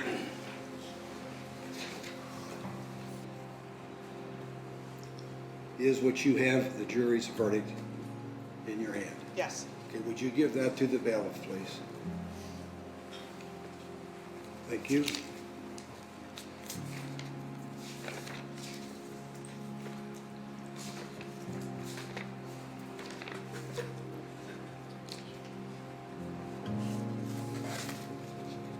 Okay, verdict form. We, the jury, find the defendant, Shayna Hubers, guilty of murder under instruction number 5, signed by the foreperson, Caesar.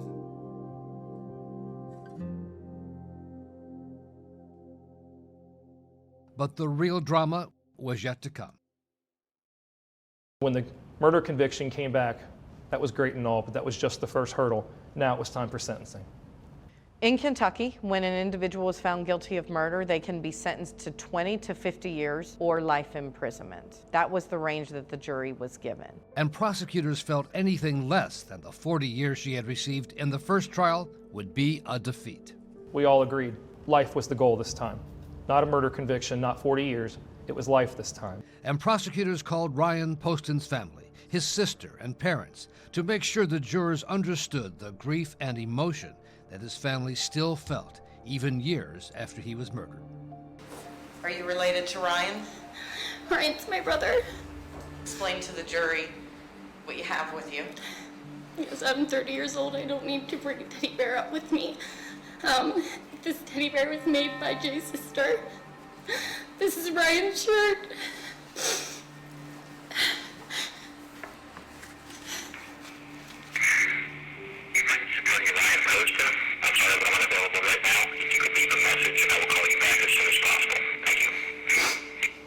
That's it. That's only a voicemail. It is daunting to know that I've got another 30 or 40 years on this earth, God willing. I'll have another 35 or 40 Christmases without my son. I had my grandchildren stolen from me. I will never hold my grandchildren. She has decimated my life and many other lives. Ryan had a heart of gold. His goodness literally got him killed. His kindness got him killed. Understandable emotions from both sides for the Poston family and for her and her mother. In particular, I still remember her mother just in agony on the stand, pleading for her daughter, as any parent would. Ms. Hubers, go ahead. Shayna, as I said, is my only child. My child's life has also been taken. Her family also grieves. I'm not lessening or taking away from or trying to say that I don't understand the grief of this family, because I do. Both beautiful young people, both talented. Thank you, Ms. Hubers.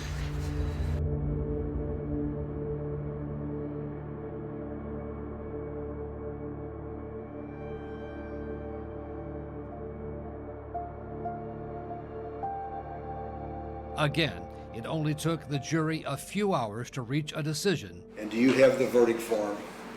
Yes. Would you please give it to the bailiff? Thank you. We, the jury, fix the defendant, Shayna Hubers' punishment for the offense of murder at life imprisonment. Signed by the foreperson. That was what this was all about. That simple word, life. When the jury came back and they read the recommended sentence of life, that simple word was a moment that I don't think many people in this courtroom will forget. There were tears, there were hugs, and there was gratitude. So was there justice? How do you get justice for a life that was taken far too early? There is no satisfaction. You think there's some kind of relief for it, there's no relief. This is going to sound harsh, but I hope her day today is worse than it was yesterday, and I hope tomorrow is worse than it is today. She took a friend of mine for no reason at all. There'd be no penalty severe enough for there to be justice.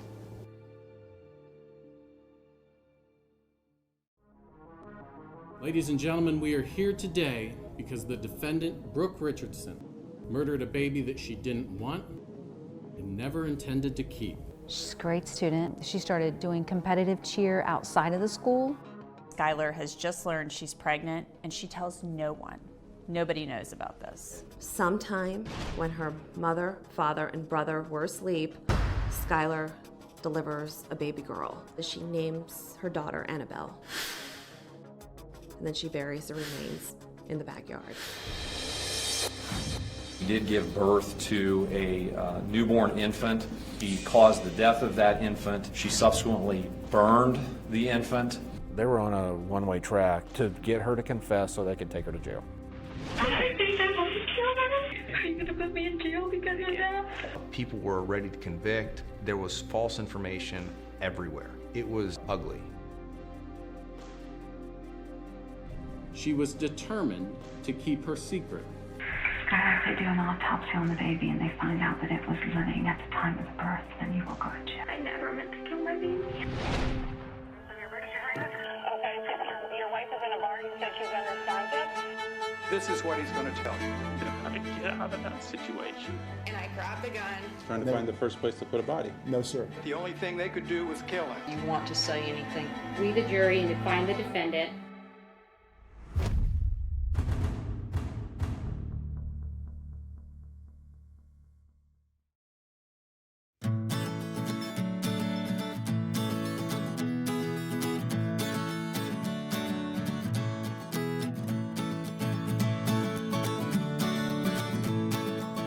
Small town USA, it's a pretty tight-knit community. Carlisle is in the southwest corner of Ohio. It's a town of subdivision. A lot of people that grow up in Carlisle don't leave. A little bit of rural on the outskirts and not really large. This is where the Richardson family lives in Carlisle. Kim, son Jackson, Scott, and their daughter Skylar. She's a great student, National Junior Honor Society. She started doing competitive cheer outside of the school. That's what she really enjoyed. She's just A peacemaker. Yeah, peacemaker. By all appearances, she was happy-go-lucky. But appearances, as always, can be deceiving. I noticed she was constantly looking at herself in the mirror. She was counting every calorie that she ate. The day that she said she couldn't get a pack of gum because it had 5 calories per piece, that really hit home. Her eating disorder defines her. We had taken her to several different places. We tried several different things. It was extremely frustrating. She did not develop at all, mentally or physically. She stayed frozen in that 12-year-old body. But she is a popular student and sexually active, first with a boy named Trey and then a new friend, Brandon. In the spring, I noticed that they were getting very close, and that's when I had encouraged her to get on the pill. That's when I made her appointment for her to go to the doctor. I went with her. I sat in the lobby. She went back by herself. When she came out, I could tell that she had been crying, but I wouldn't say that she was horribly shaking or upset. I could just tell that she'd been crying. She kept everything a secret. She always has. Skylar's secret this time is a big one. She is 8 months pregnant, weeks away from giving birth. Skylar did not want to have to deal with her mother's wrath during her pregnancy and thought that she could get through school and then tell her mom that she was pregnant and then have a normal delivery process. I absolutely had no idea. I just thought that she'd gained weight. Skylar believed that she had time. Most teenagers are naive. They put out of mind what they think they can do the next day or the next week, and they just live in that moment. And her high school senior prom was just 9 days away. Skylar was very excited about prom, to be going with Brandon. First time she had had someone that she really cared about to go to prom with. We always go out to a little shop in Columbus. They have a great selection of dresses. She knew she wanted red. She hadn't had a red one before. It had a lace corset in the back. She loved it. But Skylar's mom is worried she has put on weight and might not fit in the dress.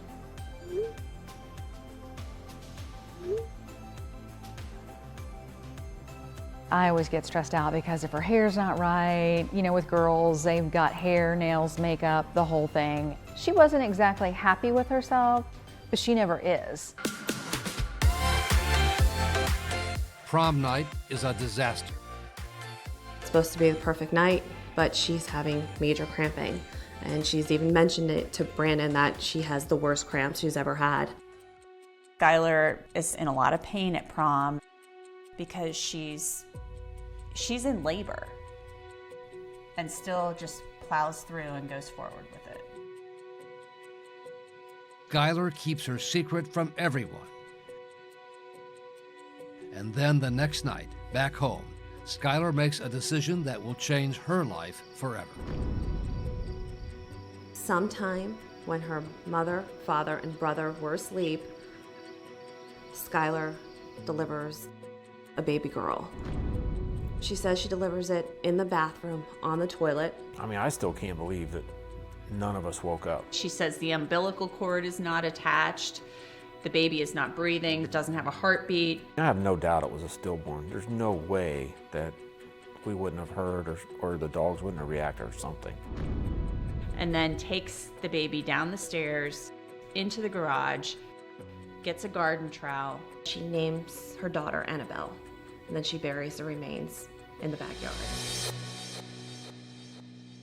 It was very, very hard knowing that she had her own private funeral for Annabelle in the backyard. Much later that day, Skylar sends a text and a photo to her mother from the gym. "My belly is back." And to her boyfriend Brandon, saying she's so happy, without explaining why. And she tells no one, not her mom, not her brother, who's her best friend, not any of her girlfriends, certainly not her father. Nobody knows about this. But this would be a secret that would not keep.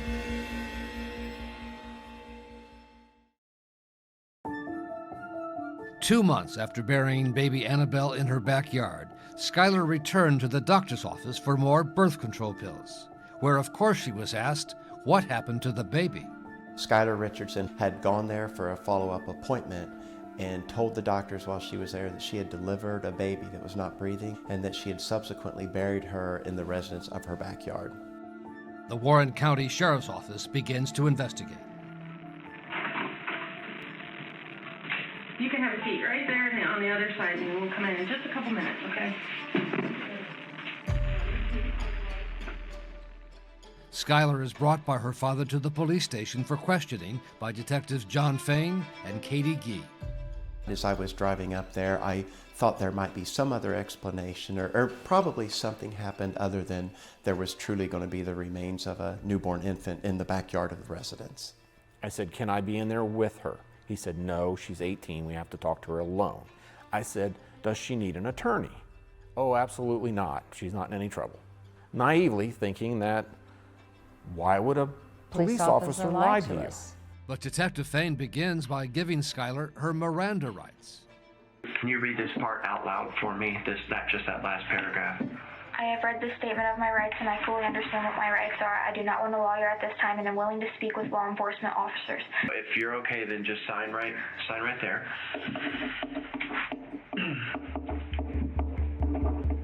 There's no way other than just to come out and say it, okay, we got a call from the doctor's office. Now Skylar knows her secret is out.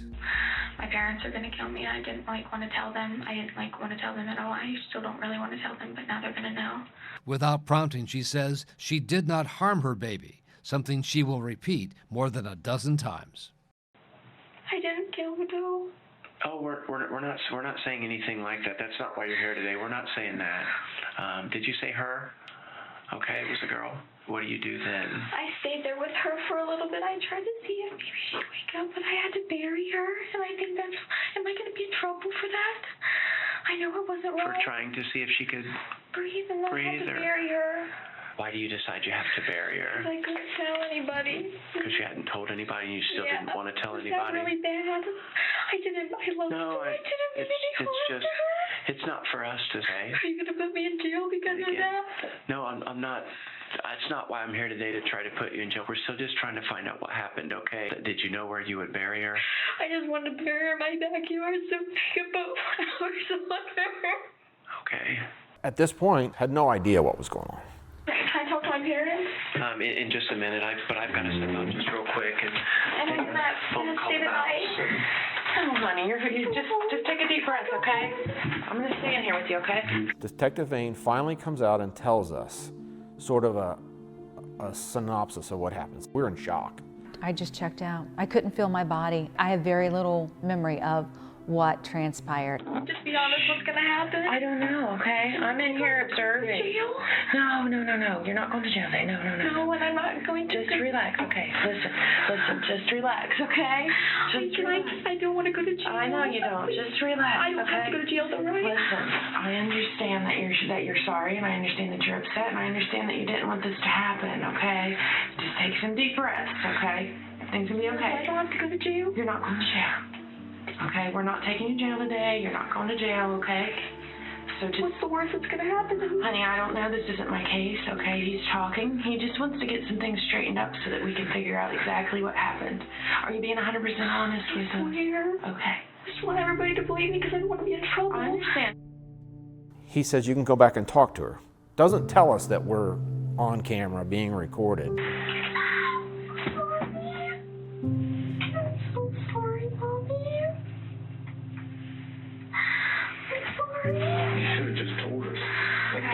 I know. I mean, kids get pregnant every day. Pregnancy is not the end of the world. I'm so sorry.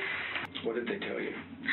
I think they want to know if I killed it myself. Yeah, you'll go to jail.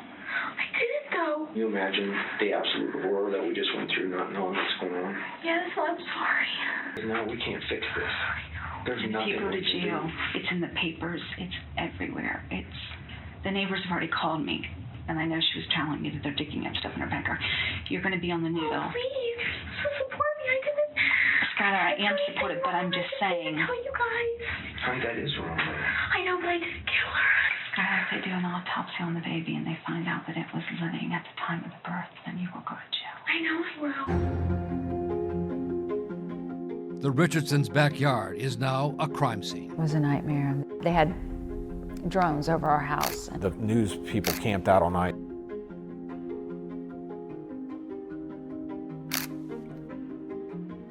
Detective Fain got a search warrant to dig up the infant's remains, which had been decomposing for some 9 weeks. It was a lengthy process, but we had recovered all the remains. So the coroner's office had time also to conduct an examination of the remains of what they had left. And the county coroner reports to the detectives that a forensic anthropologist observed charring on Annabelle's bones, suggesting a more sinister motive. I said, how certain is she? He said she is absolutely and 100% certain that these bones were burned. It is the turning point in the case, and Skylar is brought back for what would be a pivotal round of questioning. I was told it was only going to be a few minutes. Kim and I are sitting outside. With Detective Brandy Carter joining Fain for the session. And I'm just going to be honest, I don't know how to say it any other way than we know there was more that happened, okay, than what you and I talked about the other day. Skylar's lawyer, Charles Rickers. Skylar holds the hand of the female officers in the room. She did not have a lawyer, her mom and dad weren't present, and she frankly thought that the police were there to help her. And under questioning, Skylar is about to admit something she had repeatedly denied before, that the baby was born alive. You knew I didn't get the truth, and you still had to carry that weight with you. I'm so sorry. Is it possible that she maybe breathed a little bit, like maybe, before? Maybe. Okay. What do you do with her? I put her in the towel. Okay. Okay. Do you feel like she was breathing when you were holding her and you held her too tight? Okay. I know. It's okay. It's okay. You can't. It's okay. You were trying. I think I'm going to kill her. Okay. Okay.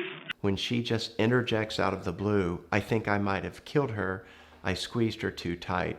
Detective Carter and I were a little bit taken back by that because we hadn't asked her that, but she just offered that up on her own. What's going through my head right at that moment is that she admitted to killing her baby. And the detectives seek to leave no room for doubt. I so hard. I did like that so hard, but I just want her to go. Maybe that's when she died? Maybe. It seemed now like I was speaking with someone who had done the crime that we were there for and was guilty and knew they were guilty. So now I know I'm going to ask questions about signs of life. Did you hear anything like little gurgle sounds? Like they'll kind of make a gurgle sound? I asked about gurgling, which was a word I introduced. Skylar had not used that word herself. But it soon became Skylar's word. She might have made a noise. Made a noise? What kind of noise? Maybe a little noise, like a gurgle, but I didn't know if it was something else. And then I didn't hear another one. So how do you know the baby was alive just a little bit? The Annabelle was alive a little bit. I saw her arm maybe a little bit moving on. They had what they needed. Skylar had admitted to maybe accidentally killing her baby. I know at this point there's going to be an arrest that day. He did give birth to a newborn infant.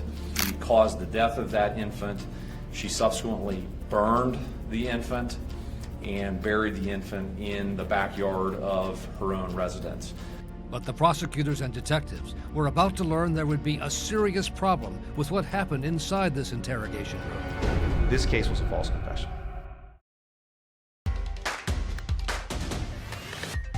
Good morning, everybody, and welcome to Law and Crime. 20-year-old Brooke Skylar Richardson is facing aggravated murder, manslaughter, child endangerment, tampering with evidence, and abuse of a corpse charges in connection with the death of her baby, Annabelle. It became a news media feeding frenzy, known as the case of the high school cheerleader baby killer. You're describing a spoiled, self-entitled teenager who was more worried about vanity than keeping the life of a baby alive. That sounds really horrible. Those are your words. It took the life out of Skylar to hear those people say all those horrible things about That she her knew wasn't that true. she knew wasn't true. And much of the public outrage grew out of the allegation that Skylar Richardson had burned the remains of her baby daughter. That's when we find out how bad this has gotten. The details were so horrific. Did she not just kill her infant, but she burned the remains? The burning issue is what caused the prosecutor to indict Skylar for an aggravated murder. And again, it was something that Skylar seems to admit in her second interrogation with Detectives Fain and Carter, after first repeatedly denying anything to do with burning. Tell me about the fire.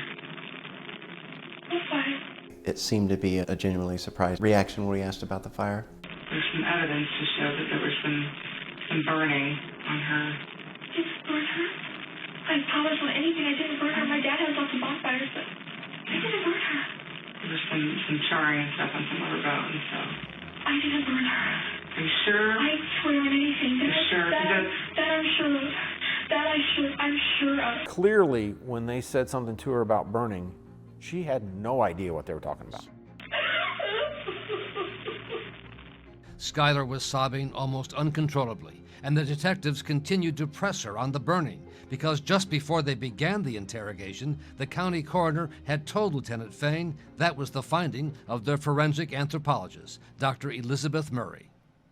He met us there and we're in the hallway just outside the door, and he just wanted to make sure we were certain and clear on the information that the baby's remains had been set on fire.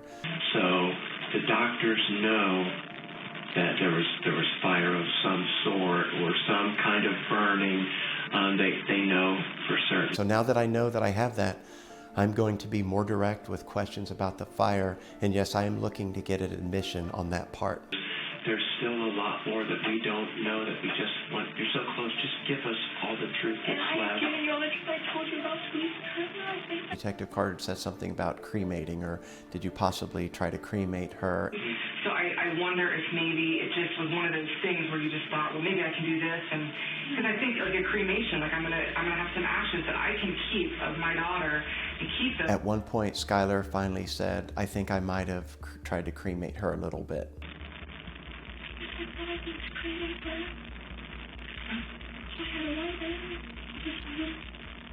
Where'd you put her? No, I mean like before the lighter. Where was she? Okay, and then where? Grab the shovel. Okay. Well, so was she? So you're holding her, and then you grab the shovel and the lighter. Was it like one of those camping lighters, or was it just like a cigarette lighter, like a clicker with a long thing? Like the long one you go. Okay. So where do you take her to try to cremate her? You think? Trying to remember like where. Yeah, she was in there. In the hole? So you dug the hole first. Okay. And then you put her in the hole? I guess I just.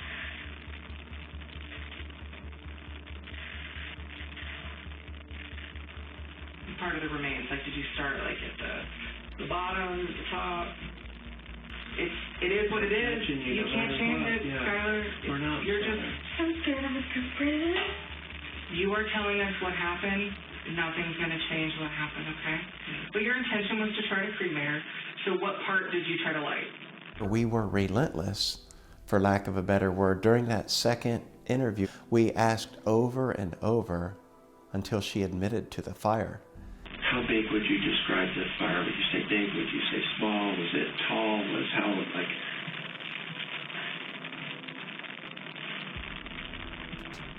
Yeah, I don't remember. How far up did it go? Like, was it like shin? Like, you know, if you want to use your forearm, was it like this far up? Was it this far up? Do you know how far up the fire went? Okay. What about to her, like, chest area, stomach? Maybe. I'm going to try to get it out. What made you decide you wanted to get it out? Wrong. There was only one problem with this tearful confession of a burning baby, as detectives would later learn.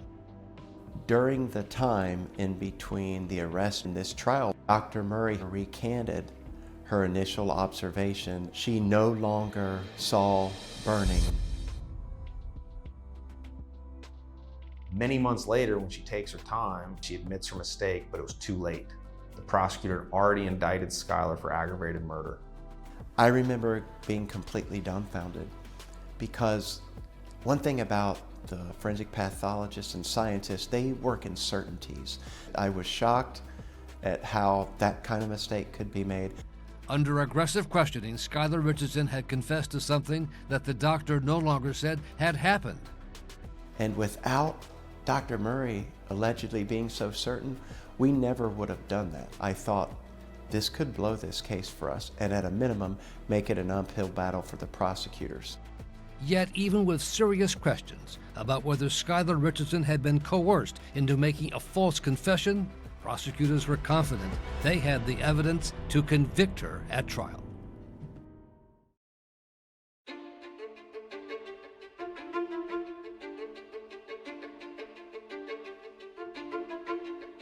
All rise.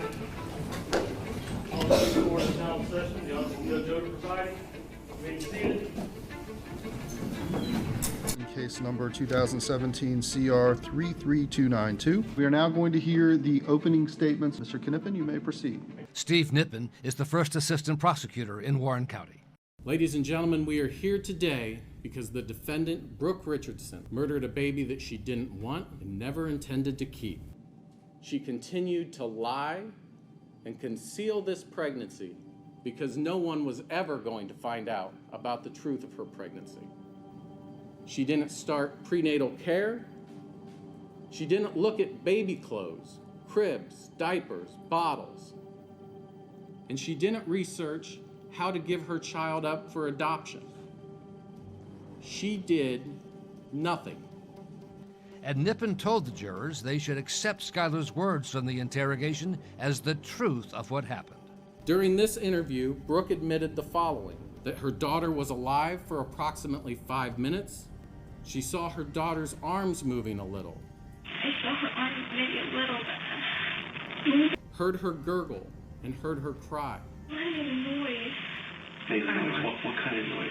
Maybe a little noise.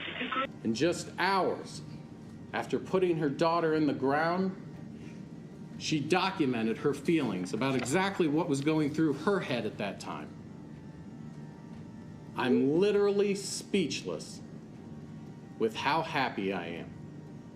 We were there for every minute of it. It was very difficult to listen to and portray her in the worst possible manner. It was just horrible. All right, Mr. Richters, you may proceed. This case comes down ultimately to the interrogations. Whether or not the police put words in Skylar's mouth, whether or not the statements Skylar made were true or possible. Now, what is not possible is a child catching on fire by touching it with a lighter. It is not possible.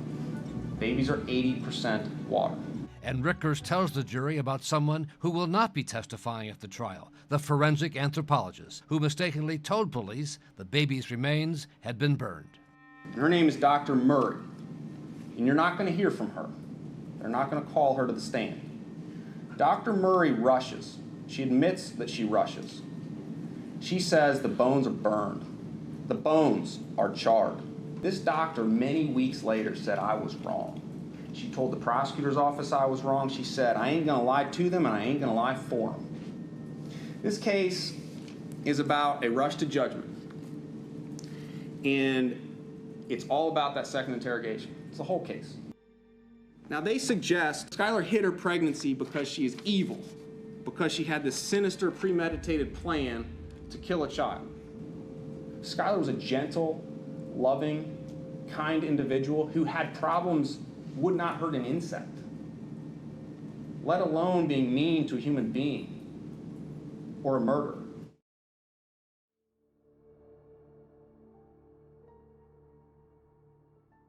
When the prosecution called Skylar's boyfriend, Brandon, to testify, he invoked an Ohio law that courtroom cameras could not show his face. I want to direct your attention to May 7th at 10:54 a.m. And would you agree that's you saying, good morning, beautiful babe? Yes. And she responds back, good morning, my amazing boy. Yeah.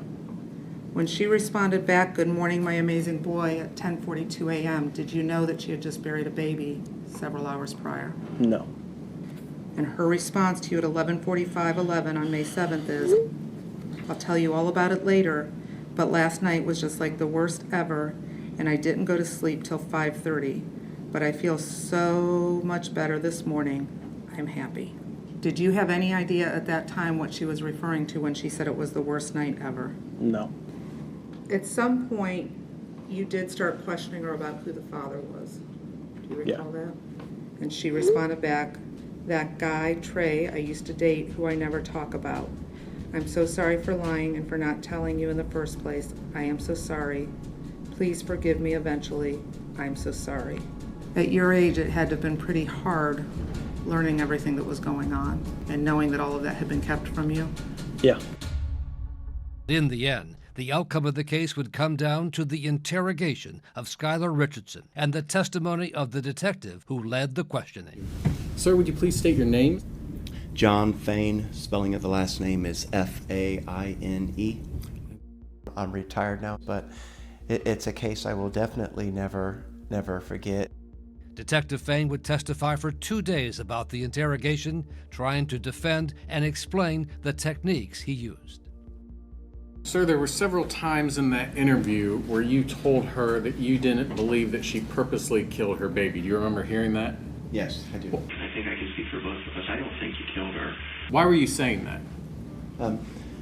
We're at the part of the interview where I felt like and was pretty certain she was getting closer to confessing and telling us more of the truth, but just getting her to be comfortable enough to tell the truth. Okay. I felt like in the end we treated Skylar the exact same way I would hope if it was one of my children they were treated if they were being questioned like that. But that's not how Skylar's lawyer, Charles Rickers, saw it. Not at all. Good morning. And the focus is very tight on that second interrogation session, in which Skylar confesses to giving birth to a live baby and then burning the remains. I agree that she initially and several times denied that, yes. And ultimately she was broken down, and she said she tried to cremate Annabelle just a little bit, right? Can you define broken down? Well, do you agree that you and Detective Carter were pretending that the main purpose of your interrogation of her was to help get Annabelle's remains back to her family for a proper burial? And I think about your dad already contacting me, asking could he have her remains so you guys can do a burial. And I feel awful, but none of that can happen because the investigation just keeps going and going because we don't have the truth yet. Would I agree that that was my main purpose? That that's what you led Skylar to believe?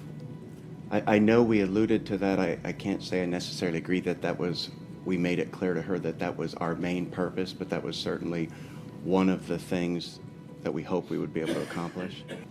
The word cremate was used multiple times by you and Detective Carter before Skylar gave you the word back, is that correct? Yes, the word was used by all three of us, yes. So where do you take her to try to cremate her? But your intention was to try to cremate her. I wondered, well, maybe she was going to try to cremate her. And you and Detective Carter used that theme, cremation, multiple times before she used that word, is that correct?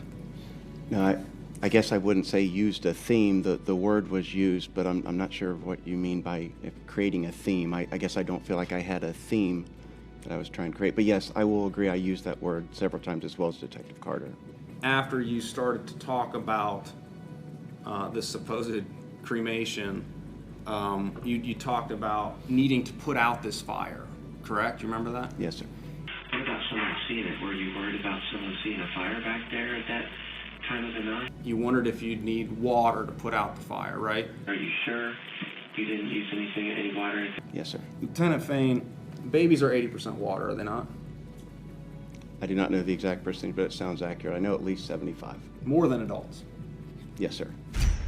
Unlike a number of false confessions, we had something in this case that we could prove was scientifically impossible. But like the fire issue, you and Detective Carter refused to accept that Annabelle was dead upon delivery. Is that true? Refused to accept that she was dead upon birth? Yeah, you denied Skylar those statements that she'd repeatedly made, 29 plus times. We don't refuse or accept. We're there merely as investigators. And as we all saw, even her parents who've known her for 18 years, he said they have trouble telling when she's lying or not because she does so much. All eyes in the courtroom are now on Skylar. Was she a practiced liar or a confused teenager up against a pair of skilled interrogators? If you're convicted of the highest, the most severe count in this particular case, the judge has no ability to do anything but sentence you to life in prison.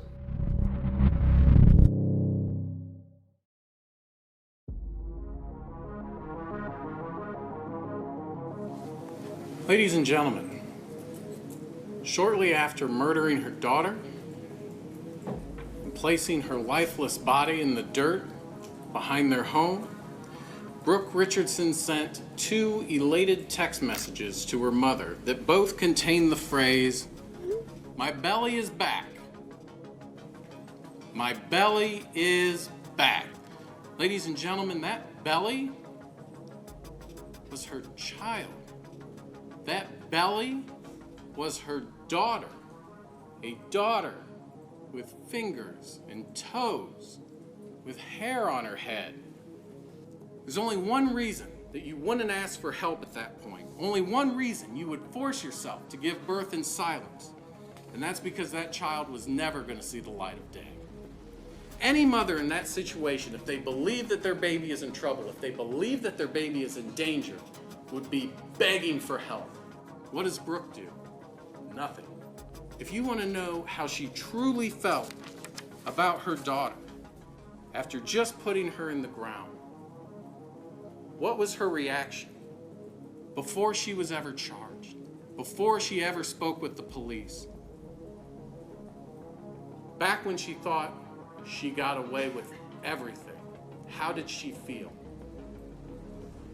I'm literally speechless with how happy I am. We were very worried that Skylar would deteriorate throughout the trial process, just the mere stress of the situation. She would just check out. She made it a conscious effort not to show.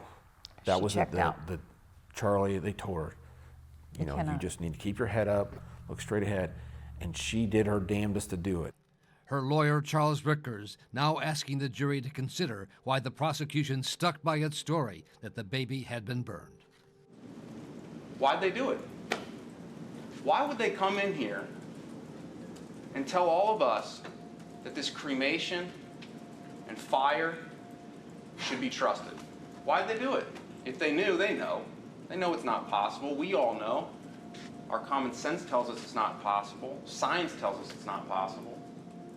Because they know that if you have reason to doubt what Skylar said about cremation and burning, then you have reason to doubt the other things she said that the detectives told her to say about signs of life. Well, we know in this case the odds are actually zero that you can light a baby or a human being on fire with a lighter. It is impossible. If you have reason to doubt the burning, you have reason to doubt the signs of life. That addressed the most serious counts: aggravated murder, involuntary manslaughter, and child endangerment. The fourth count for the jury to decide was abuse of a corpse. And it is still a very serious felony. A conviction on that would label Skylar a felon. Women who kill their children, we've read about it, we've heard about it, throw them in dumpsters. They try to distance themselves from the body, throw them away in trash cans, like towels. Skylar named her child. She put her in a gravesite that she could see from her bedroom window and kept her close, put flowers on her grave and marked the grave. You have to fight for Skylar. And this is the hardest part of any case, and that's passing the burden of Skylar on you. I trust you'll find her not guilty. The jury of 7 women and 5 men begin their deliberations just before noon. When you're waiting for a verdict, there is no way to properly prepare anyone for that feeling. It is the most intense moment of your life. She's either going to prison for the rest of her life or she's going home. The jury deliberates 4 hours. I think we were all shocked by how quickly it came back. Families start piling in the gallery.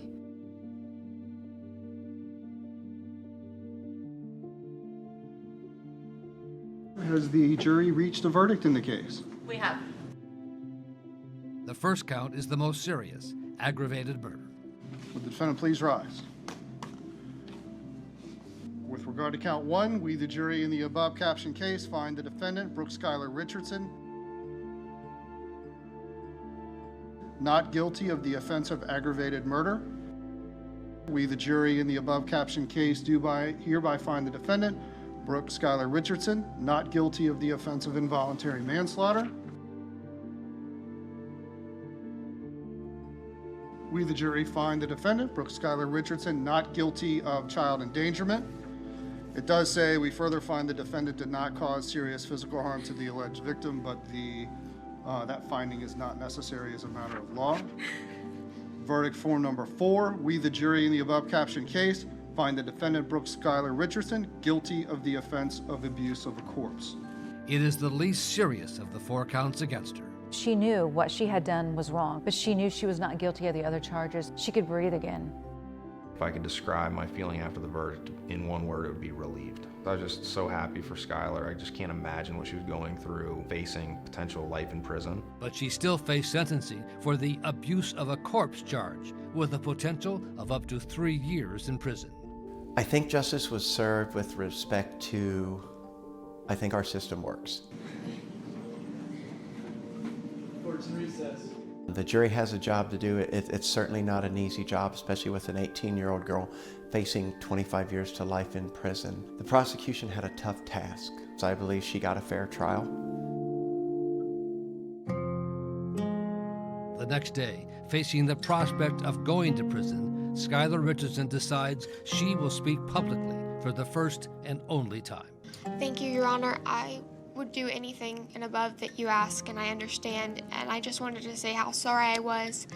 I can sometimes be selfish, but I would like to think that I've become better in the knowledge that I've upset everyone and hurt so many people with what I've done. And I'm forever sorry, and I'm so sorry. I'm really, really sorry, and I understand. And thank you.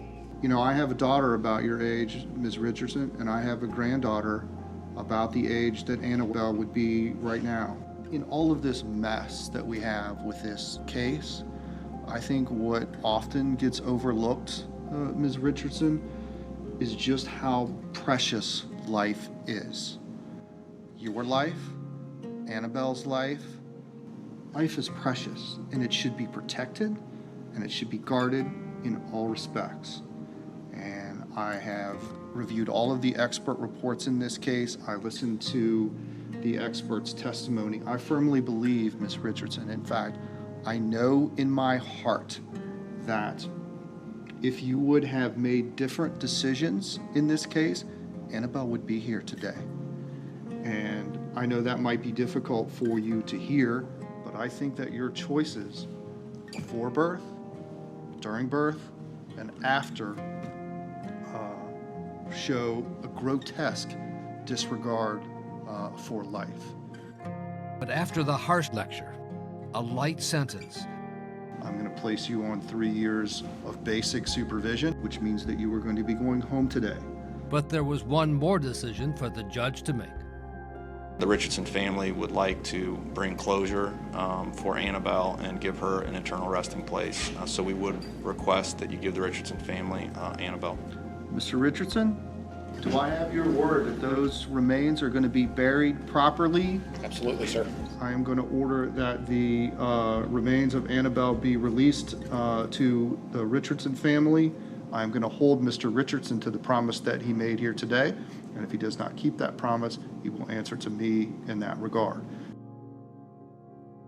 Good luck to you. We are in recess. Thank you, Your Honor. All right.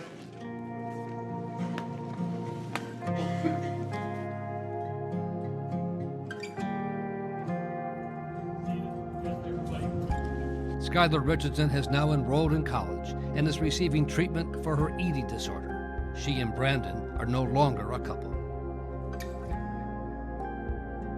The remains of Annabelle Grace Richardson are buried in a cemetery a few miles away from the Richardson home. Skylar is a regular visitor, making sure there are always fresh flowers on the grave.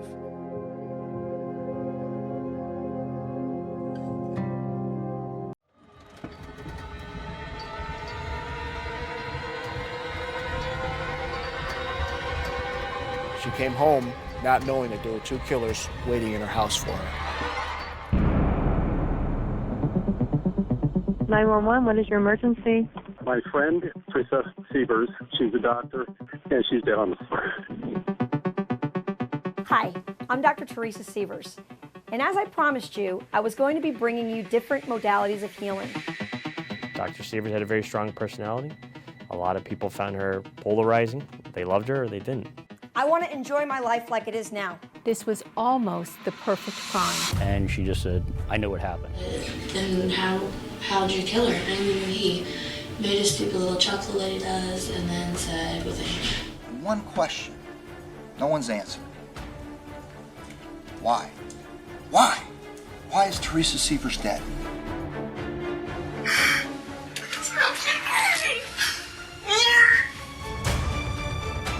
Pure and simple, a tale of murder and salaciousness. You see that, paradise isn't paradise. And maybe these pieces of the puzzle are starting to add up. Over County 911. the address of your birth certificate. Okay, your wife is in a bar. You said she's unresponsive. This is what he's going to tell you. How to get out of that situation. And I grabbed the gun. Trying to find the first place to put a body. No, sir. The only thing they could do was kill him. You want to say anything? We, the jury, and to find the defendant.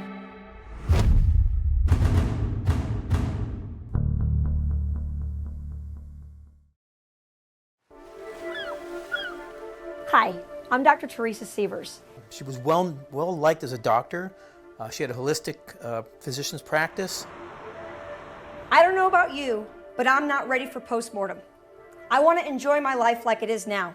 I think everyone that speaks of her, from including her family, talked about her being a dynamo. Are you ready to drop dead? I'm not. But at the age of 46, Dr. Teresa Sievers was found dead in the kitchen of her home in Bonita Springs, Florida, brutally murdered. I mean, this was a violent crime that occurred in the midst of an area that didn't see violent crime and on a street that didn't see violent crime. And people were upset, people were worried. This doctor had touched many lives and tried to help different people. So I started to get calls from all over. My son goes to that doc. My daughter-in-law goes to that doc. Wow, what a wonderful woman. She was last seen alive at the Fort Myers, Florida airport the night before. Because we were able to observe her in the airport on surveillance video. We ended up learning that Dr. Sievers was returning home from a family gathering for her mother's birthday from Connecticut. Her husband Mark and two daughters, Josephine and Carmela, stayed behind. And Mom came home because Dr. Sievers was the primary breadwinner and she had a practice to run. But the next day, Dr. Sievers failed to show up at her doctor's office. The employees at her job started texting her husband, Mark Sievers, saying, hey, Dr. Sievers isn't here. So her husband called a next-door neighbor, Dr. Mark Petritas, to check on her. Hey, Mark. This is Mark. Teresa's not at work yet. And the office is calling and texting, and we can't get through to Teresa. Maybe she's just sound asleep. It's just not like her. You know, in all the years I've known her to be a half hour late for work. Dr. Mark Petritas was the first one who found her. 911, what is your emergency? I'm at a friend's house. He's out of town, and I came here to check on his wife, and she's dead on the floor. Oh, sir, hold on, Yeah. stay on the line. Yes. Okay, you're doing very well. And she's bashed in the back of the head. And she's cold. She's dead cold. It appeared that nothing had been taken, did not appear that the house had been ransacked. There was nothing that indicated what the motive might be for what was a very vicious crime.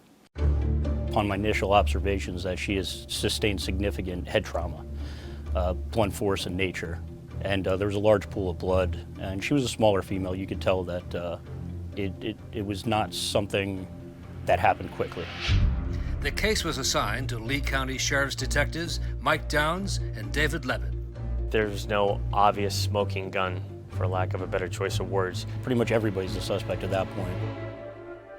Who does her nails, who does her hair, who cuts the lawn, do they have a house cleaner, have they had any issues with anybody, does she get along with everybody at work? But nothing really seemed to pan out. We did later find out that she also had a very strong personality, which can rub people the wrong way. It's not wrong, but it's not enough. There was also speculation that Dr. Sievers had been targeted because of her practice as a holistic doctor. Why aren't we doing this kind of medicine for our body? You can have preventive medicine, but it's not the kind of medicine you typically get at your doctor's office. There was a group of people identify themselves as web sleuths, and they took a very big interest in this case because throughout the country, in at least 2 to possibly 3 other states at that time, there were some doctors that also practiced holistic medicine as well as internal medicine that died. And the theory was that they were all murdered and that we had to look at because, like Mike said, right now, it's everybody and their brother. The theory of it was that there were certain holistic doctors who were being murdered because they had maybe a cure for cancer or had something that the government or some kind of shadowy group didn't want them to talk about. But that turned out to be not to be the case. Just for the record, state your name one more time for me. Mark Sievers. And to be thorough, the detectives did conduct an interview with Teresa's husband, Mark, once he returned from Connecticut. Anytime there is a brutal murder of a spouse, one tends to look or at least glance at the other spouse. But in this case, the spouse was thousands of miles away in Connecticut at the time that the crime was committed, with an alibi that was absolutely airtight. I guess I feel pathetic, but at the same time, there's so much going on. But it's hard. I feel that I could have stopped this from happening. How do I get over that? It's gonna take time, it really will. Can you tell me when she died? I need to know what she tortured was, what happened to her. We can't tell this stage. We're still working on that. Yeah, but she had so much to offer the world. She was really, everyone says this about their wife. It should have been me. I should have been home. Everyone kept describing Mark as her rock, and she was his rock. Have you ever cheated on your wife? I've never cheated on her, and she's never cheated on me. Have you ever had anyone have an unhealthy obsession with either you or your wife or your kids or anything? I absolutely can't think of anybody that would have been with that at all. The detectives ended the interview so Mark Sievers could plan Teresa's funeral and grieve with their 2 daughters. Yeah, the funeral was befitting somebody of her stature. Here's this lady that really helped everybody, and now she's gone, and they mourned that fact. But still not a single clue about who had been waiting for Teresa that Sunday night as she pulled into her garage after telling her husband she was home and she was safe. How had anyone gone into this crime scene, committed this horrific crime, and left absolutely no trace evidence? This was almost the perfect crime. Until a late-night phone call would lead detectives to a small town in Missouri. And we catch a break. We get a tip. And she just said, I know what happened.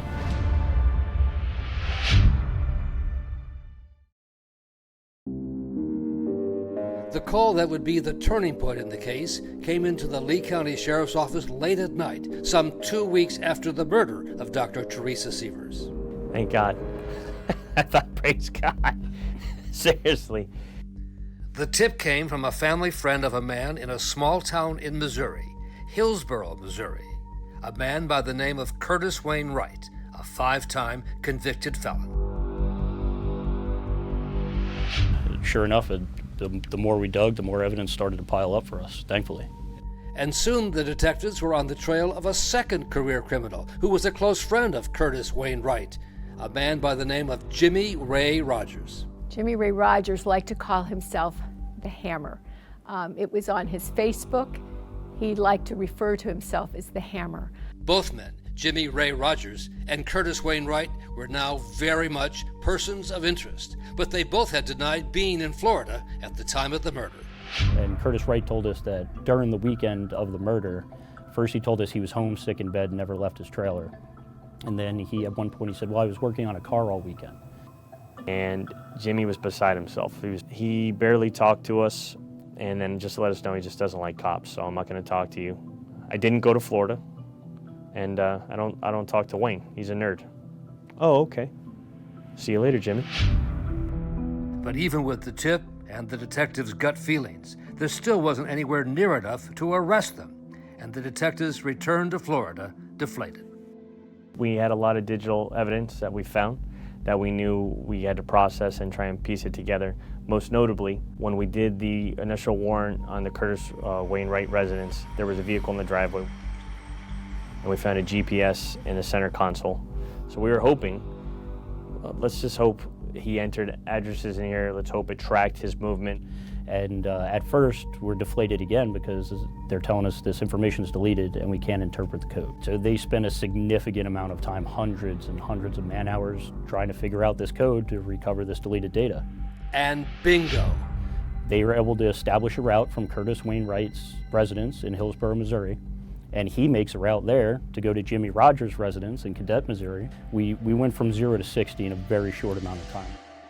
and then 1,104 miles south along Interstate 75, off the exit to Bonita Springs, and then right to Jarvis Road, the home of Dr. Teresa Sievers.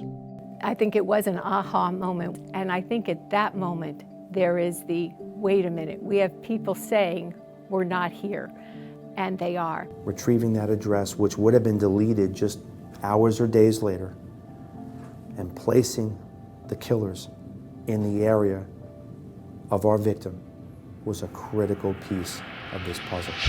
And the GPS data showed their every movement on the way south. One of the significant locations was a Walmart, actually right across the street from the sheriff's office here, where we're able to capture what we believe and what is evidently Curtis Wainwright and Jimmy Ray Rogers walking into Walmart, buying a number of suspicious items, lockpick set, garbage bags, cleaning items, things like that. So now we know they're down here. We could see them clear as day on the video. On the day Dr. Sievers returned home. We couldn't even believe it. The only thing we can think of is that they never thought we'd ever come up there because it's over 1,000 miles away, that they never would put two and two together. And when the detectives returned to Missouri and went to question the Hammer's girlfriend, Taylor Showmaker, they hit even more pay dirt. And she started crying, and she just said, I know what happened. And I told him that I knew that he had something to do with it. Okay. And then he started asking me questions like, what I know about it. And I'm like, well, I know you went down there to kill somebody. And then he said, yeah. I said, did you shoot her? And he said, no. And I said, then how'd you kill her? And he made a stupid little chuckle that he does and then said, with a hammer. You said with a hammer? Yeah. Her man had confessed to her while lying in bed. It's huge because he actually confessed. Jimmy Ray Rogers confessed to the murder and specifically said that they used a hammer, which is consistent with the physical evidence that we recovered from the scene. And then Taylor Showmaker took Detective Lebed to the area where she had helped her boyfriend, the Hammer, dispose of some of the evidence, including a blue jumpsuit he said he wore during the murder. Case number 15-268513. Time now is currently 6:38 p.m. on Tuesday, August 25th, 2015. All right, Ms. Maker, can you just walk me over to where you've identified the overalls? And then she goes, there it is right there. And sure enough, we get out, we walk up to it, and it's a blue jumpsuit sitting on the side of the road. How did we come to find these items today? Back out the window. Okay, and what was the reason for throwing these out the window? Because he murdered somebody. Who's he? Jimmy Rogers. They had their evidence. They had their killers. But the investigation was far from over. Curtis Wainwright now tells the authorities he has information they will want if he can make a deal with them. So as difficult as it was to us a decision that had to be made to let Wright plead to second-degree murder and receive a sentence of 25 years, provided he testified truthfully. Wright's information involved his best friend in high school, back in Missouri, Mark Sievers, Teresa Sievers' husband. And now it was turning into a case of murder for hire.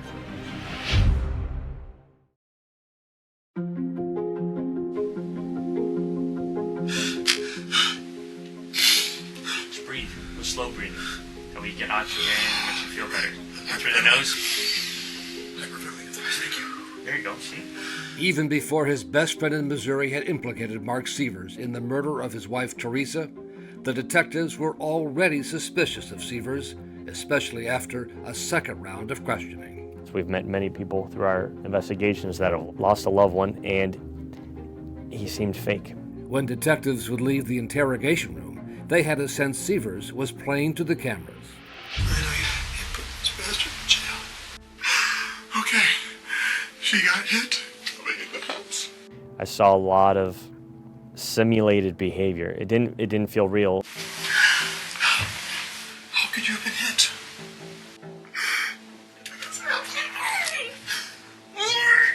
It was so much of a, what would appear to be so much of a show. Now, talking about your relationship, have you guys been contemplating any kind of separation or divorce? Has there been any marital problems? The detectives would later learn from friends and family the couple indeed had both marital and financial problems. What are some of the biggest motives for anybody to do something they shouldn't? Money's a big one. Infidelity is another. So we have two of those on the board right now. You can see there's more of a darker side to who he really was and who he wanted to show us.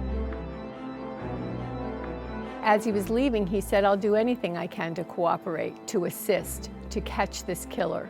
I want to speak to you every chance I can. I program your number on my phone, so when you call me, I know it's you. And it isn't a week later when he's no longer willing to cooperate. Well, he had his lawyer contact us and shut off all contact. He ghosted us. He stopped talking. He stopped cooperating. But prosecutors did not need Seaver's cooperation to make their case. And the first test came with the trial of Jimmy Ray Rogers, everything hinging on whether a jury would believe Curtis Wayne Wright and his chilling version of the murder of Teresa Sievers. We came there to kill her. Teresa Sievers' mother and sister were in the courtroom every day. Were you able to see where he was hitting her with the hammer? In the head. And what happened after she fell on the floor? He continued to hit her. He continued to hit her? Yes. Mr. Rogers? Yes. I physically walked over to the area where he was at and asked him to stop. I mean, put my hand on him. It didn't take long for the jury to return a verdict. We have a verdict in the Jimmy Ray Rogers case. Yes, we do have a guilty verdict. We do have a guilty verdict in Jimmy Ray Rogers, but it is of second-degree murder, not a first-degree murder. Rogers was later sentenced to 25 years in prison.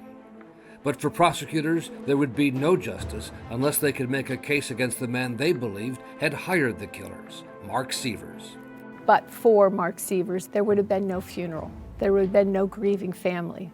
There would have been no children without parents. It was important that all that participated were held accountable.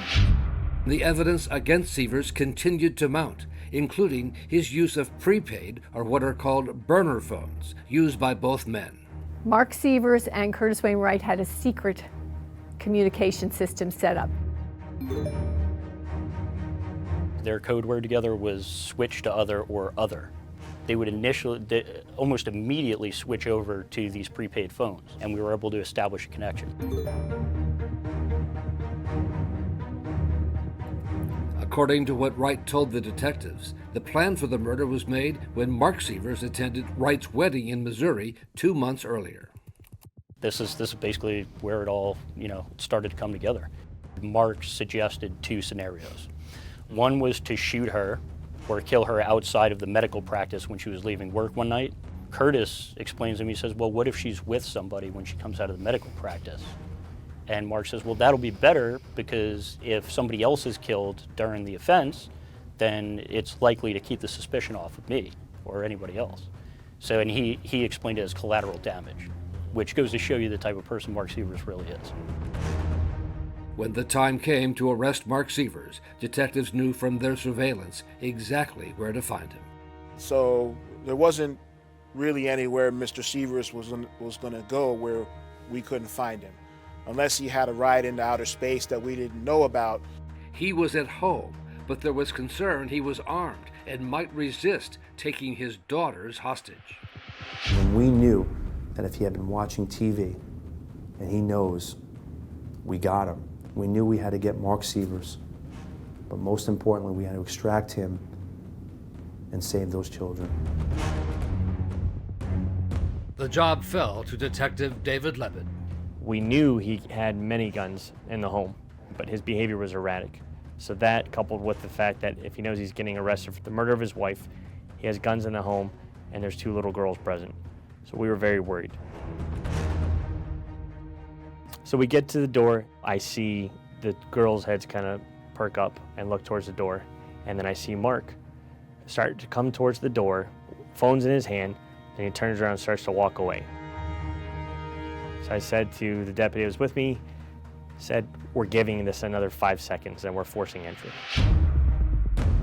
Fortunately, within half that time, he came back, opened the door, and leaned out with his phone in his hand and grabbed him by his wrist You're under arrest for murdering your wife. And when Mark arrived, he had a smirk that I'll never forget. It was a smirk, it was a 1,000-mile stare. He was ice cold.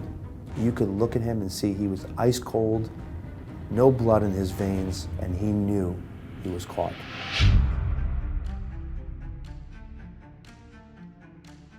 But the defense was preparing a surprise twist that not only was Curtis Wayne Wright a killer and a skilled liar, but that Wright was actually in love with Mark Sievers and killed Teresa on his own to get her out of the way. If Curtis can't have Mark, nobody can. Good morning, everybody, and welcome to Law and Crime. Right now, we are going to see opening statements at around 10 a.m. Eastern Standard Time in the trial of Mark Sievers. With reporters fascinated about how much Mark Sievers and Curtis Wayne Wright looked like each other. They do look nearly identical. I can't wait just to see these two former best friends looking at each other in court, one of them testifying against another. That's something straight out of a movie. For the record, both assistant state attorneys are present. Mr. Sievers is present, and both defense counsel. State's ready. Defense is ready. The courtroom was packed, and like a wedding, there was a side for the wife, the victim's family, and a side for the husband, the accused murderer's family. A little antagonistic in the crowd. But unlike that day 12 years earlier, when Teresa and Mark Sievers were married, there was no joy on either side today. We'll move to opening statements at this time. State. Ladies and gentlemen of the jury. Cynthia Ross is the head of the homicide unit in the state's attorney's office. Her first priority was to make sure the jury knew the importance of her key witness, Curtis Wayne Wright, but that he was hardly a model citizen. We were asking them to believe a killer. Curtis Wayne Wright allows us to hear the conversations that occurred between he and Mark Sievers. To hear how Mark Sievers solicited, conspired, and arranged the murder of Teresa Sievers. Defense. Mark Sievers chose Michael Mummert as the lawyer to defend him in the murder case after the two bonded during proceedings over the custody of Sievers' children. On a very personal level, he's a very nice man. He's kind of goofy, kind of funny, and over the 4 years that I represented Mark, I got to like him. I really do like Mark. You're going to hear about prepaid phones. You're going to hear about divorce, infidelity, life insurance as a motive. But ultimately, all the evidence of a conspiracy, all the evidence of Mr. Sievers' involvement is going to come from one man. And that's Curtis Wayne Wright. I wanted to convey to the jury that this was a credibility trial of Curtis Wayne Wright. Next witness. It was the very next day that Curtis Wayne Wright took the stand. And at first, Sievers gave off the impression of not having a care in the world, smiling and cracking jokes with his lawyer. But that would quickly change. Do you solemnly swear or affirm that the testimony you're about to give... Wright was questioned by prosecutor Hamid Hunter. The biggest moment in the trial was Mr. Wright taking the stand. These two men have been best friends most of their lives. Mr. Wright, who killed Dr. Teresa Sievers? Jimmy Rogers and I physically did it, but Mark Sievers was also involved in the planning. Why did you do it? I was asked to do it. By whom? Mr. Sievers. Is Mr. Sievers in court today? Yes, he is. Can you please point to Mr. Sievers and identify him by an article of clothing? He's the middle gentleman there at the table. The darker colored jacket. Well, I'm not a fan of Curtis Wright. He's a killer. He's an admitted killer. And so we went straight at him. There wasn't going to be any compromises for Mr. Wright. And Wright was immediately confronted about his earlier lies when he tried to pin all the blame on Jimmy Ray Rogers. Did you tell us the truth? Not in the beginning. Started out with a lie? Well, it started out with the truth, but it got off in the middle, and then those lies were corrected. I told the truth before the end of that statement. Watching all this in the courtroom was Seaver's stepmother from Missouri, who has known Wright since he was 12 years old. I'm not a human lie detector, but he did a magnificent job of lying. He's a pathological liar. Wright testified that he and Seavers, that's Seavers on the left, made the deal to kill Teresa at Wright's wedding in Missouri a few months earlier. He told me that he and Teresa were having problems, marital problems. He told me that she was having an affair, and that they were having financial problems as well, considering bankruptcy. Did he ask you to do anything? He told me that really the only option that he had was for her to die. And he said that he needed to have her killed. Wright said he received a $600 check from Seavers to cover expenses for driving to Florida, with the promise of much more to come. He said that there was a lot of insurance, that him and the kids would be well taken care of, and that he had at least $100,000 to offer to have it done. And then Wright's chilling description of how Dr. Teresa Seavers was killed the night she returned home alone, just as he had testified earlier at the trial of Jimmy Ray Rogers. The headlights would have been right on me. I jumped up and I followed her into the house. And when she started to turn towards you, what did you do? I hit her. I hit her with the hammer. Does she see you? Yes, because I accidentally kicked the dog dish over. The dishes went flying everywhere. It made a huge noise. It startled her. I was afraid that if she turned around, she would scratch me or do something to leave evidence. I swung the hammer and I hit her. Did you and Dr. Seavers ever make eye contact? Yes. How did she look when you made eye contact with her? Surprised. Did she fight?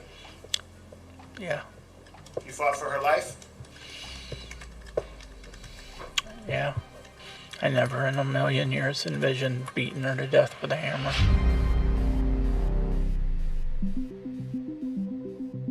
On cross-examination of Wright, Mark Seavers' lawyer tried to push a theory about Wright's sexual orientation that he thought would explain what happened.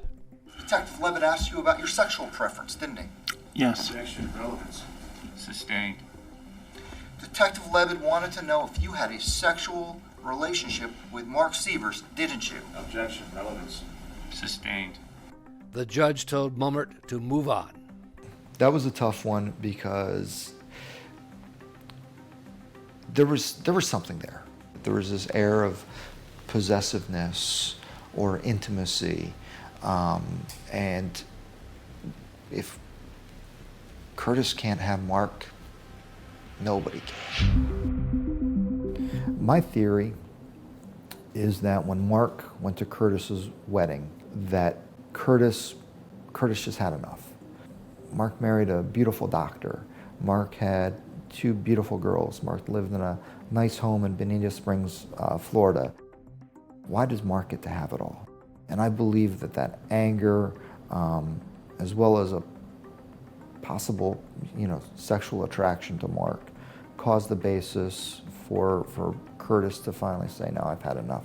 I'm going to go down there. I'm going to kill Mark's wife. But Judge Bruce Kyle was having none of it, and Mummert had to change his tact, now challenging Wright about the money he claims Seavers promised him. Why didn't Seavers just tell him to take the cash that was in the house?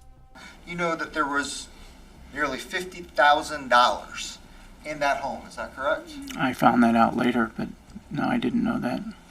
So there was $50,000 when you went down to commit the murder, is that correct? Objection, Your Honor. I don't know. Sustained. Proper. Mr. Sievers never said, I have all this money and I'm going to set it aside for you and you just take it, correct? Correct. And then after the murder, you came down again for the funeral, is that correct? Yes. Having the mission completed, right? Yes.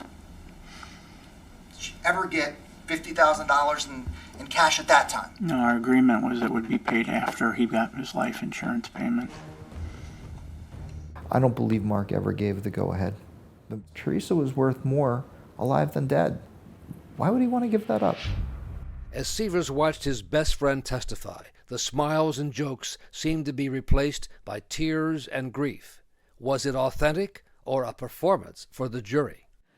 For us, it seemed that Mark Sievers was not the grieving husband, but just someone who could bring on tears when desired. And so we hoped that the jury would see those tears for what they were, not of those of a grieving husband, but those of a manipulator. But some of the jurors had been in tears too.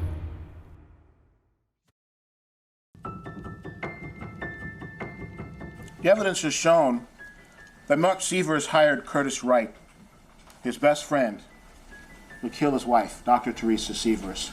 An unconscionable act in light of that sacred contract. So Mr. Wright is a felon. He's an admitted liar. Did you tell us the truth? Not in the beginning. He's a killer. I mean, Mr. Sievers could ask you to kill his wife and you would actually consider it? Yes. By himself, there's no reason why any reasonable person should believe a word he says. But he's corroborated by evidence. Mr. Wright says he came to Florida to kill Dr. Sievers with Jimmy Rogers. There's evidence of that. Corroborative evidence.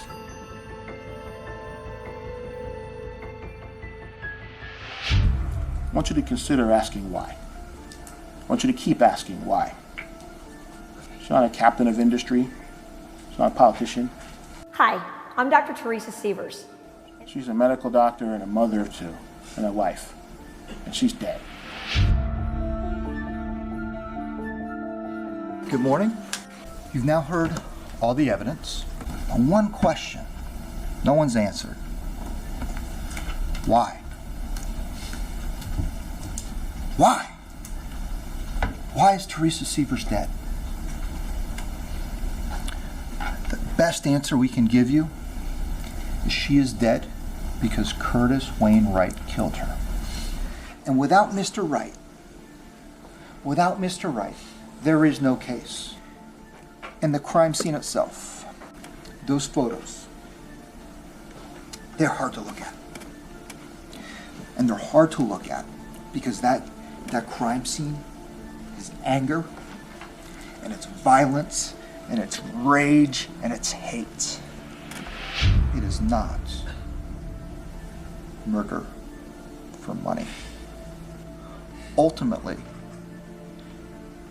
the one question you all have to ask yourselves: do you trust Curtis Wayne Wright?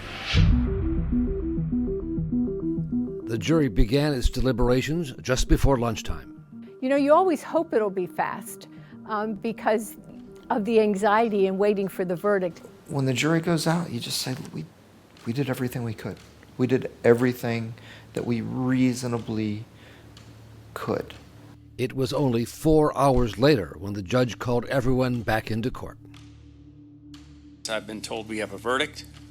State's ready. Defense is ready.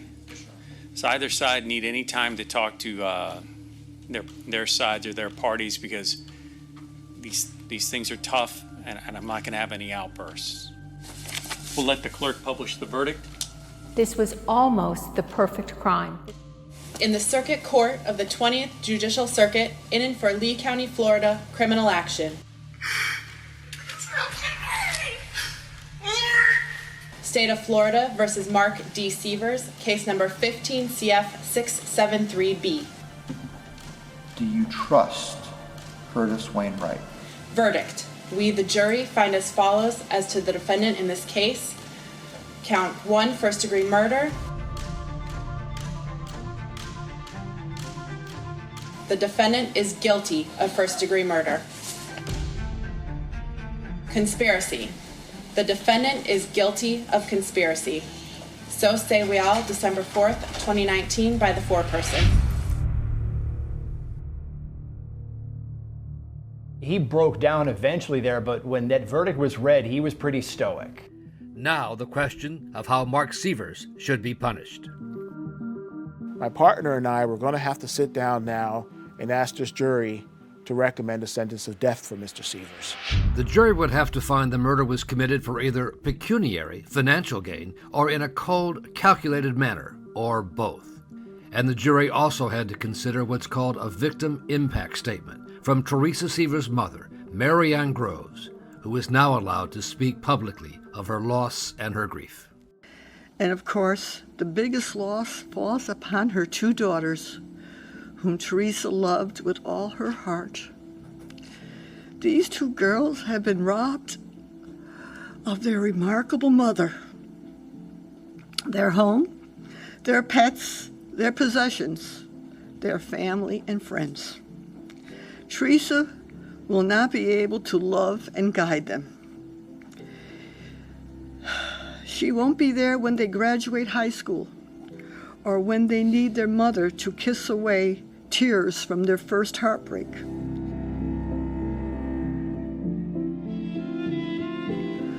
We have lost our Teresa, the light of our lives, the star of our family, who loved us all so fiercely. It has been hard for all of us to go on with our daily lives. The void is unimaginable. She was our strength, our inspiration, and our caretaker.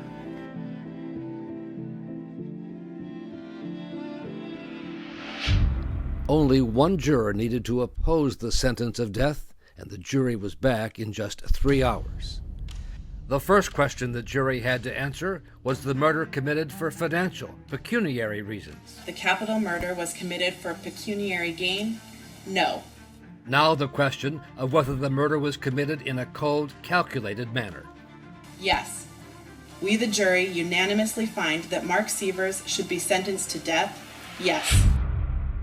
But the judge still had the power to overrule the jury's death sentence, and he revealed something the jury had not been told. Sievers' eldest daughter had written a letter asking that her father's life be spared.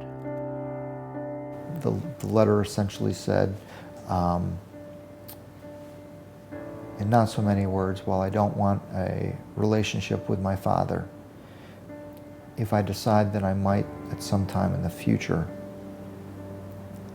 I can't have that if he is sentenced to death and taken from me.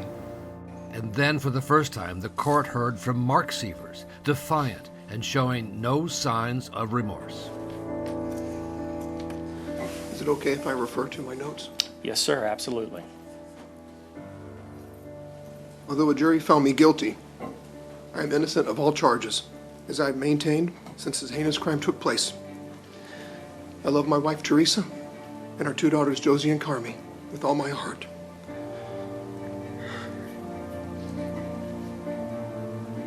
Our girls have tragically lost their mommy, and now they're about to lose their daddy as well. Therefore, I respectfully ask the court for life, as not to compound their loss and suffering. I am grateful, however, that the court can only determine my fate on earth, while my soul is in God's hands, and God knows the truth.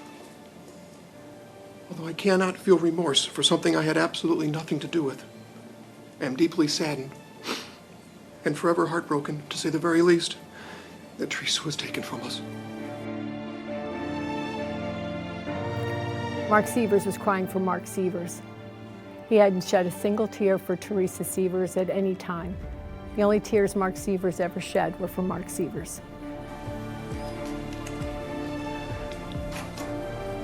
Teresa is my soulmate. I will miss her and cherish our memories until we are reunited in heaven. Until then, I will fight this wrongful conviction until I am proven innocent and set free to rejoin my family. Now the judge had to weigh the factors in favor of overturning the jury's decision that Mark Sievers should be put to death. I will note for the record that his children do not want the death penalty imposed, and he was a hands-on, devoted father, and he did help people who were in need. But it was not enough. A jury of 12 have found you guilty as charged, so you are guilty. And this is the order of the court that you be sentenced to death, sir. You feel so terrible for the family. I feel so terrible for the girls because their father orphaned them. Mark, even if you believe everything they said, did not commit an act of violence. Mark is the only person, Florida's death row right now, who did not commit an act of violence. To hear the judge say, death penalty, justice is served. He got exactly what he deserved. He got exactly what he deserved. I judge people's actions. I don't judge people's souls. And if I'm wrong, hopefully God will have mercy on both of us.